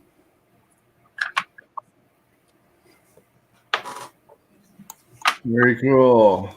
Ken? I got boots. I got sneakers. I got leather boots, rubber boots. I got them sandals. When I go buy shoes, I try them on and see what fits. What you collect now is going to be different from what you collect 10 years from now or 5 years from now or even next year. Pennies, there's nothing wrong with pennies. A lot of people start with them. They're cheap. They're easily available. You can get them in pocket change. You can get them, 100 for $1. It's wonderful, but you're going to get every date, every mint mark. Maybe start getting into varieties. How about get into some coins that are a little bit different, say proof wheat pennies, or you can carry your collection back further. You get the Indian pennies, then you get the Flying Eagle cents. Well, then what? Do you keep on going? You can always get a better condition coin. You can always extend your collection one further bit. But as Jeff says, sometimes the money's tough. Okay, so you go into a different series. Maybe it's a proof Roosevelt's, or what's this one? I don't know what this one is. I think it's a quarter. This is sitting on the desk. What do you got? It's a James Madison dollar. That's a commemorative dollar, 90% silver. I don't know what the year is. Let's see if it's on here somewhere. No, it's upside down. Your collection will tell you what you want to collect. Maybe you just have to give it time to come out. Come out. That doesn't want to come out. Okay, we'll just show it off over here. Maybe you just need to let it, where's the button? There it is. There's that commemorative dollar. Pretty handsome. There's my finger for comparison of size. Start with whatever's in front of you, honestly, and try out different things. Try them on for size. Maybe proof Indian pennies are up your alley. We're not going to see that easily. Put it down here and have a look. Let's see, where'd you go? No. Is that it? There it is. Maybe something like this is more to your liking. Geez, it's hard to go wrong with proof Indians. Where's the light? Man, that's a pretty coin, Ken. Yeah, I got to give it away some one of these days here. I get this big show on Sundays where we put together this massive package of coins. A little bit of everything. And geez, if there's something in there you haven't seen or experienced before, it might just catch your eye and bring you deeper into the hobby. Maybe it's the toned coins or or you like silver, or you like gold. I think Charlie just got a gold coin in from somebody. He's pretty psyched about that. We gave him some applause. But your hobby will tell you what you want to get into, right? Maybe it's just brilliant uncirculated wheats, right? Put together the whole set of Lincolns in the finest grade you can find, right? Beat the socks off of everybody else. They're out there. But what don't you have is always neat. The types of coins is, well, it's endless, honestly. You can get into foreigns, you can get into proof strikes, special issues, bullion. How far back do you want to go? Ancients, we gave away an ancient one last week. But try them on and see what fits. And, well, don't give up just because you don't know what to collect, because we don't know what the hell we want to collect. Gosh, I'm really partial to those early silver dollars. They're a little pricey, though. Especially, I only want mid-state early silver dollars, and they're several $1 million a piece. Oh, how about colonials? What about tokens? The so-called dollars. What about Civil War tokens? How about medallions? It's endless, really. If you just collected U.S. coins, right, all the regular denominations, every date, every mint mark, maybe, the large date, the small date, the major varieties, for pennies, half pennies, 2 cents, 3 cents, both silver and nickel, the half dimes and nickels, the dimes, the quarters, the 20 centers, let's say 50 centers, dollar, you're looking at, from 1794 to date, 60,000 different coins. Very few people have put together a complete set of U.S. coins. Some have put together complete sets of Lincolns back to, say, 59 forward. That's a challenge all by itself, to get nice shiners out of pocket change. And it's only going to cost you, what, $3? Geez, you could start with that and just keep taking it to the next level. Keep taking it one coin back, 1 year back, right? Move on to nickels when you fill up the pennies, and keep taking those back one more year. You can get nickels from the 30s in your pocket change. They go all the way back. You can get pennies out of your pocket change that go back to the 1800s. And just keep pushing the envelope, but start with something simple, something that's accessible. The key is access. You can get the darn things, and they're affordable. So going through pocket change, going through boxes from the bank, can put together a pretty substantial collection. And it's surprising what you can find. But at some point, you'll take the leap and start buying coins. And there, your experience and knowledge really comes to bear. And getting the right coin for the right price, and getting that one extra date or that key you have never had before. It took me 40 years to complete a full set of Lincolns. And it was good for a year. And then, of course, the date changed, and I didn't have the next year. So I started selling off some of those. What's the best to start with? Well, geez, I'd have to say $20 St. Gaudens, but they're probably out of the budget of most folks. Start with what you have and just keep on going. It's a hobby of accumulation. It's not an event. It's a lifetime experience that you're going to get a lot of joy from. And it's just you and the coin and what's inside your head. So we all make this hobby personal in that particular regard. So follow your nose. It won't steer you wrong. I've got coins here I don't care about. Sometimes I got piles of stuff. I got stuff I don't know what I got sometimes. But it's always fun to at least see it cross the desk. And then I say, I need more of these Drake Buffs half cents in my life. Okay, I'm going to change my answer. I like coins because they're shiny. That's good. Coin likes them because they taste good. All right, so I loaded up the rest of the emails that we got. We probably cut it off after these. I got like 5 more just because we got to save some for the next show. But let's go ahead and pull those up. I'm going to put me up here. From Listen, 1983. What? Error? Thoughts? Send it in. Just kidding. Seriously, though, what in the world is going on with this coin? What? What? What?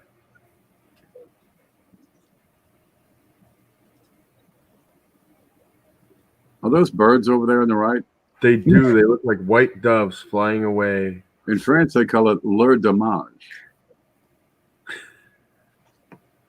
In Spanish, they call it el damage. That's what happened.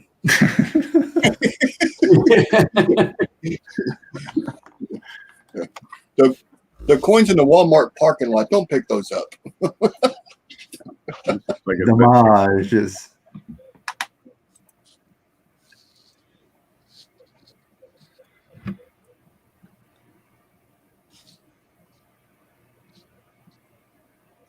Heat, extreme heat at one point. abuse. Gas bubble. Or SUV cup holder coin. Yeah. You got all these plating bubbles, striations. Yeah. What's that underneath the red spot? Which one? Oh, Liberty. It's like something. The gas bubble popped.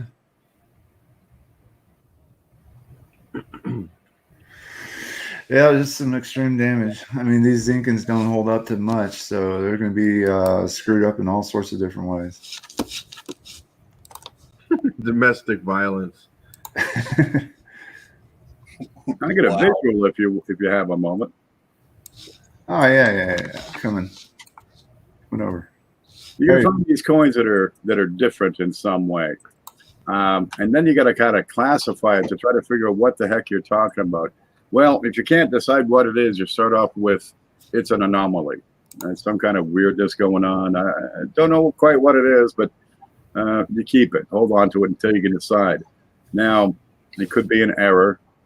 It could be a variety. And these are two different terms describing two different things. Most likely it's damage, okay? But it might be something else altogether, like toning, could be a fake. Maybe it's been plated or treated or it's got doo-doo on it. But most of the time, if you go with the assumption that that weird thing you see is damage, you're probably going to be right almost every time. To identify these properly, this calls for a little more wisdom. And give it time, you'll develop this. It's not hard. There's die varieties, design varieties, double dies, RPMs, cuts, chips, cracks, things like whams. That's a design variety. Composition differences. We were looking at some silver pennies last night. That was a real treat. Maybe it's a mint mark style is a variety. Could be a clash. Well, an error can be a clash, or a clash can be an error. Well, there's some debate about that. Is a clash a variety because it's repeated, or is it an error because something went wrong during production? But yeah, play with that. Start with the broad. It's an anomaly. Something's weird, and then try to classify it. Right? Is it damage? Is it a variety? Is it a planchet flaw? Is it a strike error? Is it a design variety? A die variety? And keep working that down until you can get to exactly what it is. And it'll take time to learn all this stuff. But don't give up. You got your whole life to play with this stuff. Don't stop believing. From Daniel C., a 1956 penny, 1.8 grams. Hi, I found a penny that weighs 1.8 grams to 56. What do you think about it? Is it worth anything? Thanks. And I have these two wide AM. One's a 2002 and one's a 2006. Are these wide AM? Thanks a lot. We'll handle the first one first. And Well, that's wrecked. yeah, What? this thing's completely destroyed. It's damaged, and it's probably why it weighs less. Lost on that one. That's some sort of corrosion, acid, whatever, salt water, anything. Whew. Yep, you have removed material from the coin through corrosion or acid washing. And that's why it weighs less. It's destroyed. And That's then, another baby. and then the second part of the question about 2002 and 2008 or 6. So the wide AMs were, you can find those in 98, 99, and 2000. And it's really about the design variety that's being utilized on those coins. 2002 and 2006 have different design varieties. And you can often find variations in the distance between the A and the M on lots of different years.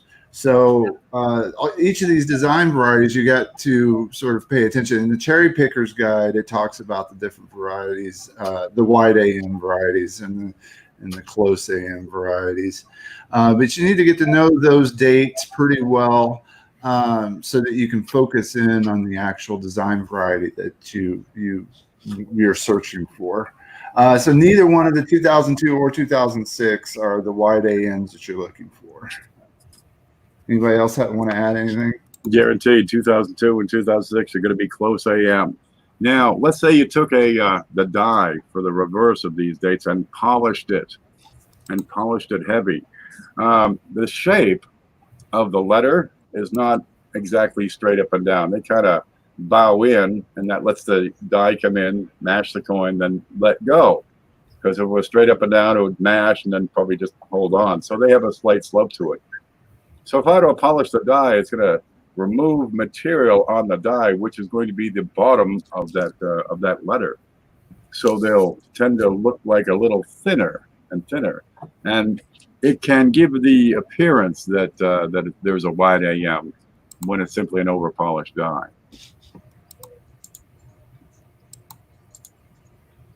Mm-hmm. But this will be the close AM. Now, there's more diagnostics than simply the A and M. You also have to look at the FG, the designer's initials, and the A in states is another good one, and that should be equidistant, the bottom of the A between the two T's in states. And if it's off to one side, guarantee it's a close AM. If the FG is far from the memorial, it's going to be a close AM. If the G in the FG does not have that little horizontal bar and the tail, then it could be a close AM. But you need all three of those markers.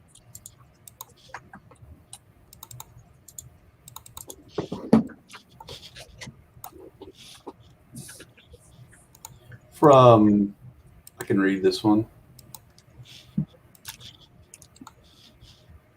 There we go.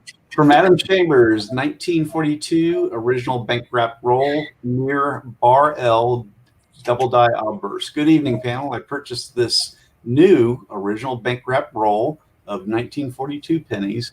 I'm going through the roll and I found what looks like to be unlisted Bar L double die obverse variety. I found 4 of the same in the roll, possibly a new Bar L or a well-placed die gouge. Any help would be great.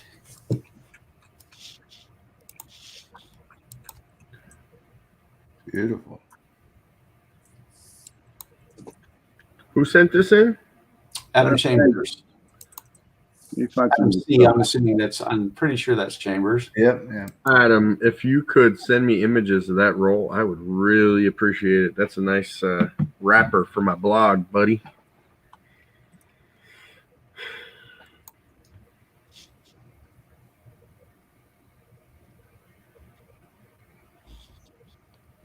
I got some value duration coming off that L at the top and the bottom at about 45 degrees each.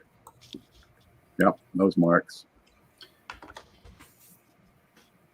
Usually the bar L's are under here, or 60s have some at the top of the L as well, but you a lot of times you'll see them on the I as well. They like stick out like that, right? Yeah. Or even at the bottom, like that. Yeah.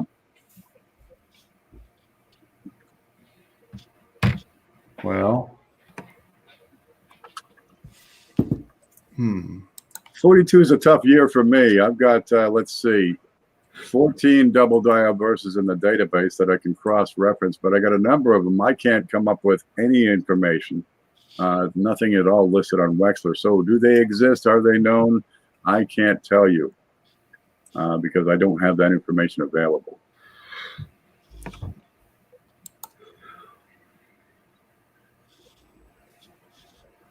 See, that picture doesn't show it very well. It would indicate that there's nothing there really. But when you go to this other picture and change the light, it looks like there might be something there. But I'm not able to confirm that. I can't. Yeah, with those angular lines coming from the L to the rim, that's sign of die deterioration, isn't it? I think he's talking about right here. There's looks like what could be a little extra metal sticking out of the top of that L. That could even be a die chip. Yeah. Yeah. I got some die chips on, I don't know, what, 2016, all off the bottom of the one. It's not unheard of. This wants to be looked at.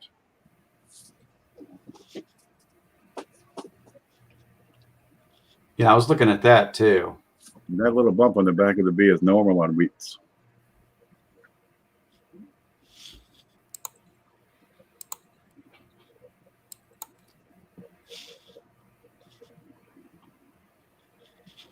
So sometimes when you have that bump on the L, like a bar L, you want to check the other side of the coin, the T in trust and the 2 to see if you have anything else sticking out here or here in the similar direction. So actually it would be, you would want to see something down here. Yeah. All right, inconclusive. Yeah, I'm on that.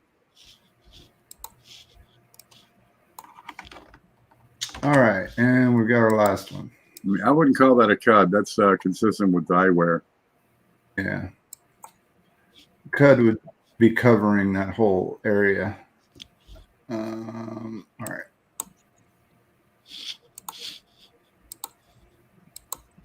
From Listen, it's a 99. I think something has clashed with the obverse of the coin. I know it's far-fetched, but am I seeing the nickel design details? But I am seeing nickel design details. Wasn't 99 Mule clashed with a nickel and certified before? I know it appears to be damaged at first, but I'm convinced that it isn't. Eagle? Let's have a look at it.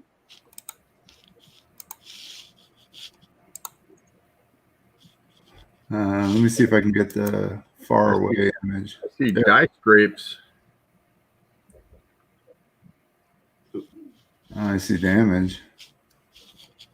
Or damage, yep. Yep, that's damage. And it scrapes up.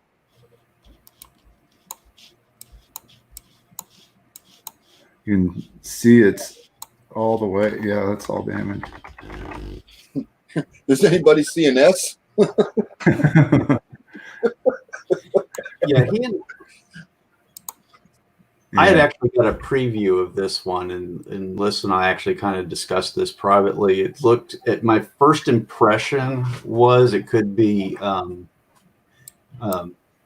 die scrapes or die gouges, but then I started looking at them differently, and they looked the lighting leads me to believe they're incused, so that would tell me that it's damage on the surface of the coin. Yeah. You can see the furrows along the edges of these scrapes. And you can see skipping of whatever it was that was gouging its coin out. Sorry, no joy on that one. Oh, I had Chris sent in a Bugs Bunny. I can show that one real quick. Yeah, she's a beauty. I had to dig deep in one of my boxes for this. I forgot I had it until you guys were talking about it. What else you find? A lot of stuff, actually. A lot of stuff I kind of forgot about. Ooh, toned. Oh, yeah, she's toned. She is sharp. Trade's freaking out. Yeah. Yeah, this one, the 55 is my favorite, of course, because he's got like serious fangs. That's the real Bugs Bunny right there, baby. It is. Yeah, that's a nice one. Yeah. What's up, Doc? See, now I like that. See, Trey, I do like some Franklins. He I'll said, tell you what, Franklin Franklins are one of those coins that if they are brilliant uncirculated, they are beautiful. As soon as that mint luster wears off and the little bit of hair details that he has gets rubbed off, it is ugly. He starts looking like Quato.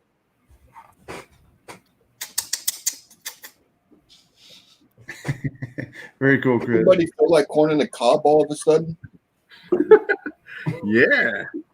That's right teeth for it. All right. Let's see. Chris sent some other pics. Let's see what he's got here. Yeah, just some stuff I got in the mail this past week. Some stuff I couldn't pass up the deals on. That's kind of neat. What the heck is that? It's a Hard Times token Hard or an old store card or whatever you want to call it. Kind of resembles the large cent design of the era, but there's numerous reverses for these. My main focus went right to the lips. Yeah, she's ugly. She's an ugly pig right there. She fell out of that ugly tree and hit every branch. I am so glad. That's like old school plastic surgery there, but man, I'm so glad I didn't grow up in those days. She went way wrong with the Botox. Duck lips. Oh, I love these. Yo, these things are really cool. I wouldn't recommend licking them, Ken. No, Irradiated neutron irradiated. neutrons are long since dispersed. I hope so. But pretty cool. Neat little piece of history. For some reason, at one point in time, they thought it was really cool to just blast these things and then sell them to kids. Here, kids, take this home and eat some lead paint chips, too. Whoa. What's that?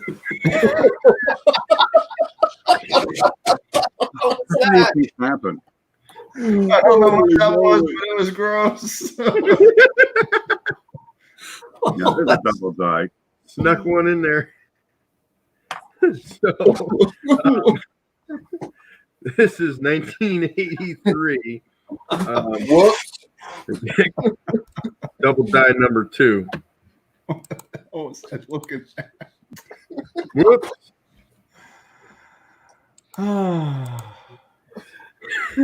Explain that, please. Now I see your writing on it. It says, finally a mask that keeps people 6 feet away. Oh, my God. Yeah. All right, somebody's got some serious tiny writing here. Yeah, that's not mine. I can tell you that. Well, that's not Wexler's nomenclature. 2-0-5. That's nomenclature. Koneka. But it is double die WDDO 002 as well. And not a bad looking one. No, it's a decent looking coin. It's got some spots on it, but the price was right. I mean, this was I paid $10 for it shipped.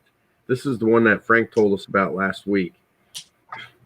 We were on a I don't know if you were there or not, Ken. We were just hanging out, talking, and Frank had said about it.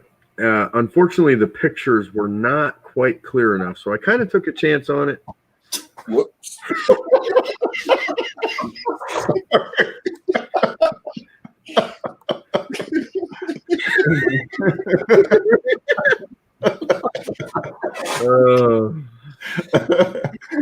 Yeah, I had to sneak one in there. Sorry. None of these people ever grow up.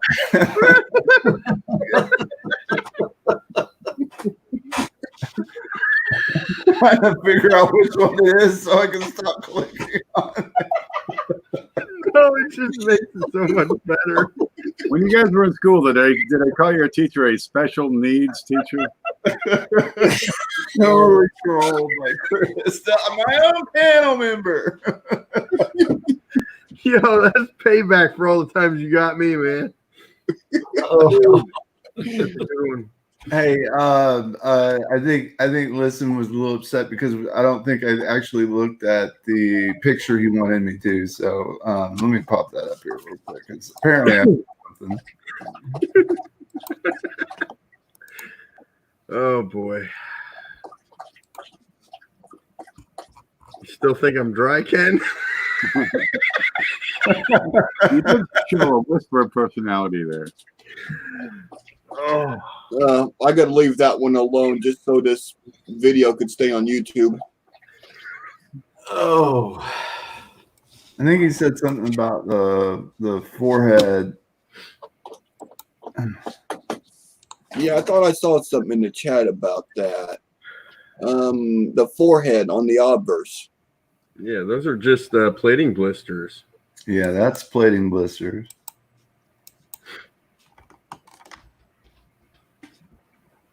Yeah.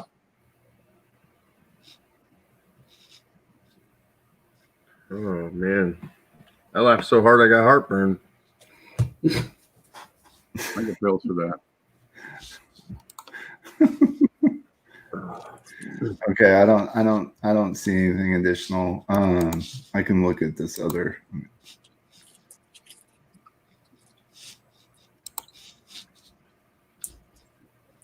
99D was a quiet year.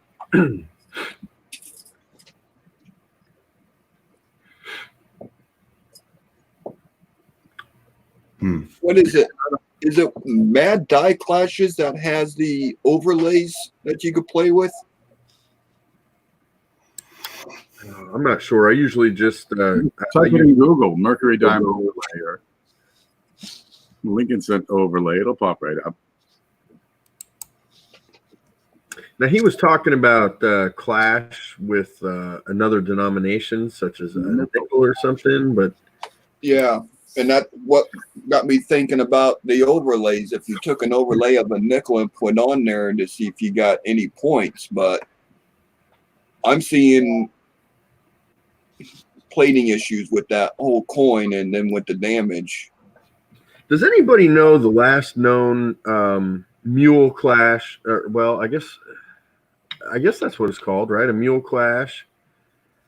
Yeah, it's on the dollar. I have one on the. I have the 1857 Flying Eagle that was clashed with the gold dollar or whatever, or the Seated Liberty. Has there ever been any discovered after that? Yeah, there was I clashed with an Indian. The what? What was that, Ken? The 2 center clashed with an Indian cent. Okay, but we're still talking 1800s then. Yeah. yeah. So the There point was- I'm trying to make is, the minting process nowadays, especially in 1999, the chances of having a clash with a nickel on a cent die, a cent and a nickel die coming together are just, slim to none. The process is so controlled. I just don't see it happening. Let's see. Fog It Up says there was one in 99. Yeah, there was one of the presidential dollars that had a mule clash of the quarter background, quarter reverse. Oh, that was the other way around. I think, wasn't that a Sacagawea 2000? Yeah, that might be it. Yeah. Yeah, that's the latest one I'm aware of.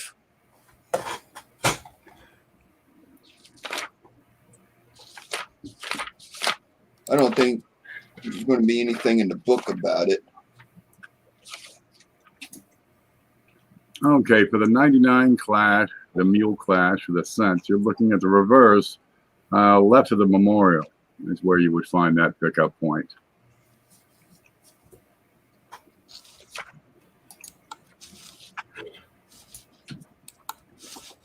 Left of the memorial. Left of the memorial, right close to the rim. Yep, the latest mule clash was discovered in 2018 by Amy Antone in a pile of cents diverted from pocket change. It appeared on the reverse face of a 99 cent. On the left side, just inside the design rim, is an arc of incused mirror image of America Doubling documented 2 die clashes that were slightly offset from each other. The tops of the letters are slightly cut off and indicate the die responsible for the clash was slightly misaligned to the left. So this is still not okay.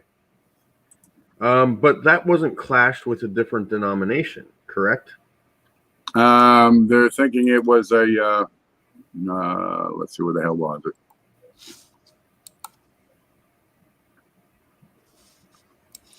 Radical Mad Clash in Lincoln Sense. That's So it's just a misaligned die clash. It's not as a mule. Yeah, I'm not really sure why they're calling it a mule because they don't mention any other denomination whatsoever. Yeah, this is consistent with America on Ascent. Right. So that term's kind of, I guess, used a little more broadly than it should, in my opinion. I think that's a mule clash would be exactly what the Flying Eagle was that we talked about. One denomination die clashing with a different denomination die. Yeah. Yeah. Yeah, the 99 Susan B. Anthony. And this is a 99D, and I don't see any indication of clashing with anything on the reverse or the obverse. Blues, I just read your comment in the private chat. I had a little laugh there. Dog gas. All right. Well, so that Susan B you were talking about, what was the mule clash? What was it clashed with? Well, I'm going to listen here for atypical die clashes for the Susan B. Let me pop some of these open real quick. And there's a second away atypical die clash. I saw one where there was the front of one coin and the reverse of another. And I'm pretty sure it was one of the dollar coins. One of the newer dollar coins. It had it might have been the other way around. It might have been a quarter with a dollar reverse. well, shoot. I need to dig out my Susan B's again. Yeah, you're looking for a schnoz underneath the eagle's wing. Schnoz. That is a schnoz, isn't it? Woo. A big schnoz right there. Mule die clashes. Okay, what do we got on this one?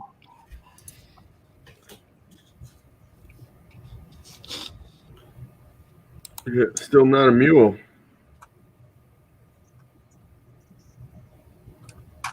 I'm not seeing mules here.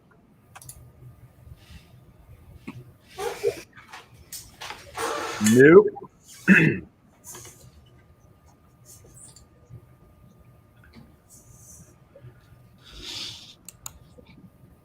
Yeah, there's a mule on the 99 penny.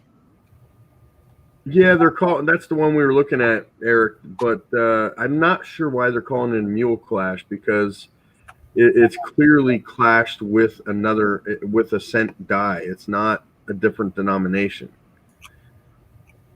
I don't know why they're listing it with mules.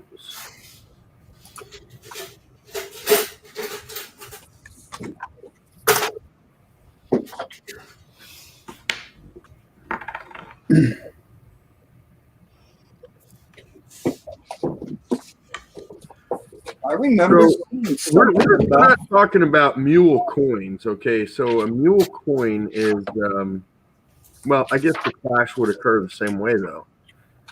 So it's a coin that has an obverse of one denomination with the reverse of another denomination. What we're actually talking about now, though, is a mule clash, which is a coin with the clash mark from a different denomination die. It's kind of a pretty odd thing. And I'm just not seeing why they're calling this one a mule. You getting anything out of it, Ken? Okay, there's no way to tell whether two reverse dies were actually installed in a press when the clash occurred. The bizarre clash transpired during the 11-year period, 1990 to 2000, that produced over 34 Lincoln cents with radical mad clashes. All of these are tilted die clashes and must feature a wildly misaligned die, presumably the obverse or hammer die. Tom DeLaurie suggests the 1999 set may actually show a floating die clash from a die fragment that bounced over from an adjacent striking chamber. Dude, I'm not buying that one. No. Okay, so a die in another striking chamber broke off into this one. No. Look at the size of the Came piece down. that would have had to break off and fly over there. I mean, it's 25% the diameter of the coin or circumference of the coin. I would see them changing out the dies and picking up the wrong die. That's about the only thing I can do with that. Yeah, but it's still a cent die, though, right? Yeah, but it's rotated so darn much. I mean, if this is America, which it's consistent with, then that's way the hell over here. So I guess they're calling it a mule because it would be a reverse clash on the reverse of a coin. Therefore, two reverse dies coming together. That's right. But the theory that it bounced out of one striking chamber under the, I can't buy that. Yeah, no, not like that I either. have a better chance of living a good life. Guys, this is a cry for help. He's joking. He's asking for our help. Oh, what is that? No, Pinterest. Okay, that's nothing on there. Oh, I'm sure they have something on there. Yeah, there's that same one. I just, I'm not able to purchase this theory. Bluhm, I got the one that you and I were thinking of.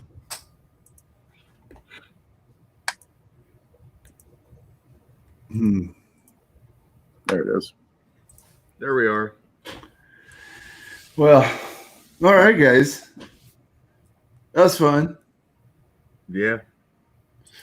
Uh, so we've come to the end of another coin Q&A. I really appreciate all you guys sending in your questions and hanging out with us all night. I really enjoyed it. Absolutely. Really good to see all the names out there and see you guys are still kicking it, looking at coins. So do we know who's going to be next week? I think it's my turn next week. All right, it's Ken Beebe. You guys make sure and head to the big show this weekend on Sunday, and then next week let's look forward to the coin Q&A, and make sure that you guys go join the Facebook group Coin Q&A, and we will see you there. Now, Fog It Up was just talking about a 1999 Lincoln cent muled with a Roosevelt dime. Let's take a look at that. And let's see if we can see that. Yeah, but it's not a mule clash. It's a mule. Yeah, that's just a mule. Penny on the front. Yeah, something Penny on different. the back.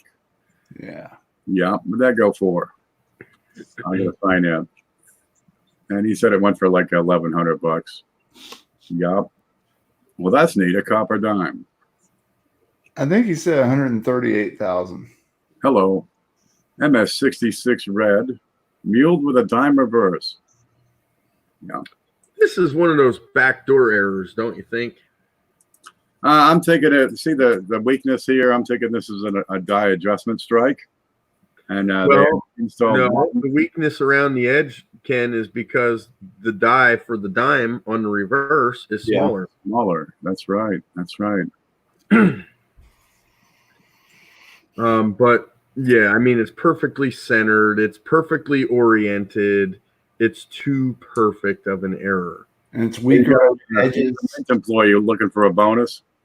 Squeeze one out, stick it in your pocket, go home. Yep. Sell it for $100,000.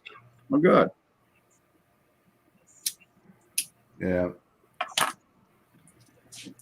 How did that happen, Mike? Well, basically, a Mint employee installed the reverse die for a dime and the obverse die for a cent, and struck at least one coin with it. And it's rotated too. Yeah, it does have a rotation. I thought originally it was lined up better. I mean, they do like pressure tests and stuff. Would they grab any old die, or would they grab different dies? It doesn't make sense that they would grab. No, you can't get an accurate reading of pressure if you're not applying equal pressure on the entire surface of the coin. That's right. So theory fails. Tomfoolery. Yeah, that's right. That theory holds up. Yeah, I think it was purposely made, just like the dime on a nail. It's not a dime. You got to have the design. You got to have the design, but that's not a planchet. That's a nail. Triggered. They certify the damn thing. They call I know. I don't like that stuff. All right, who's starting that? All right, guys. Well, that's good. Y'all take care. We'll see you soon. We're gonna end the stream, and y'all have a great night. It's good to see you all. Take care, Everybody. Thank you. All right, everyone. Peace. Peace.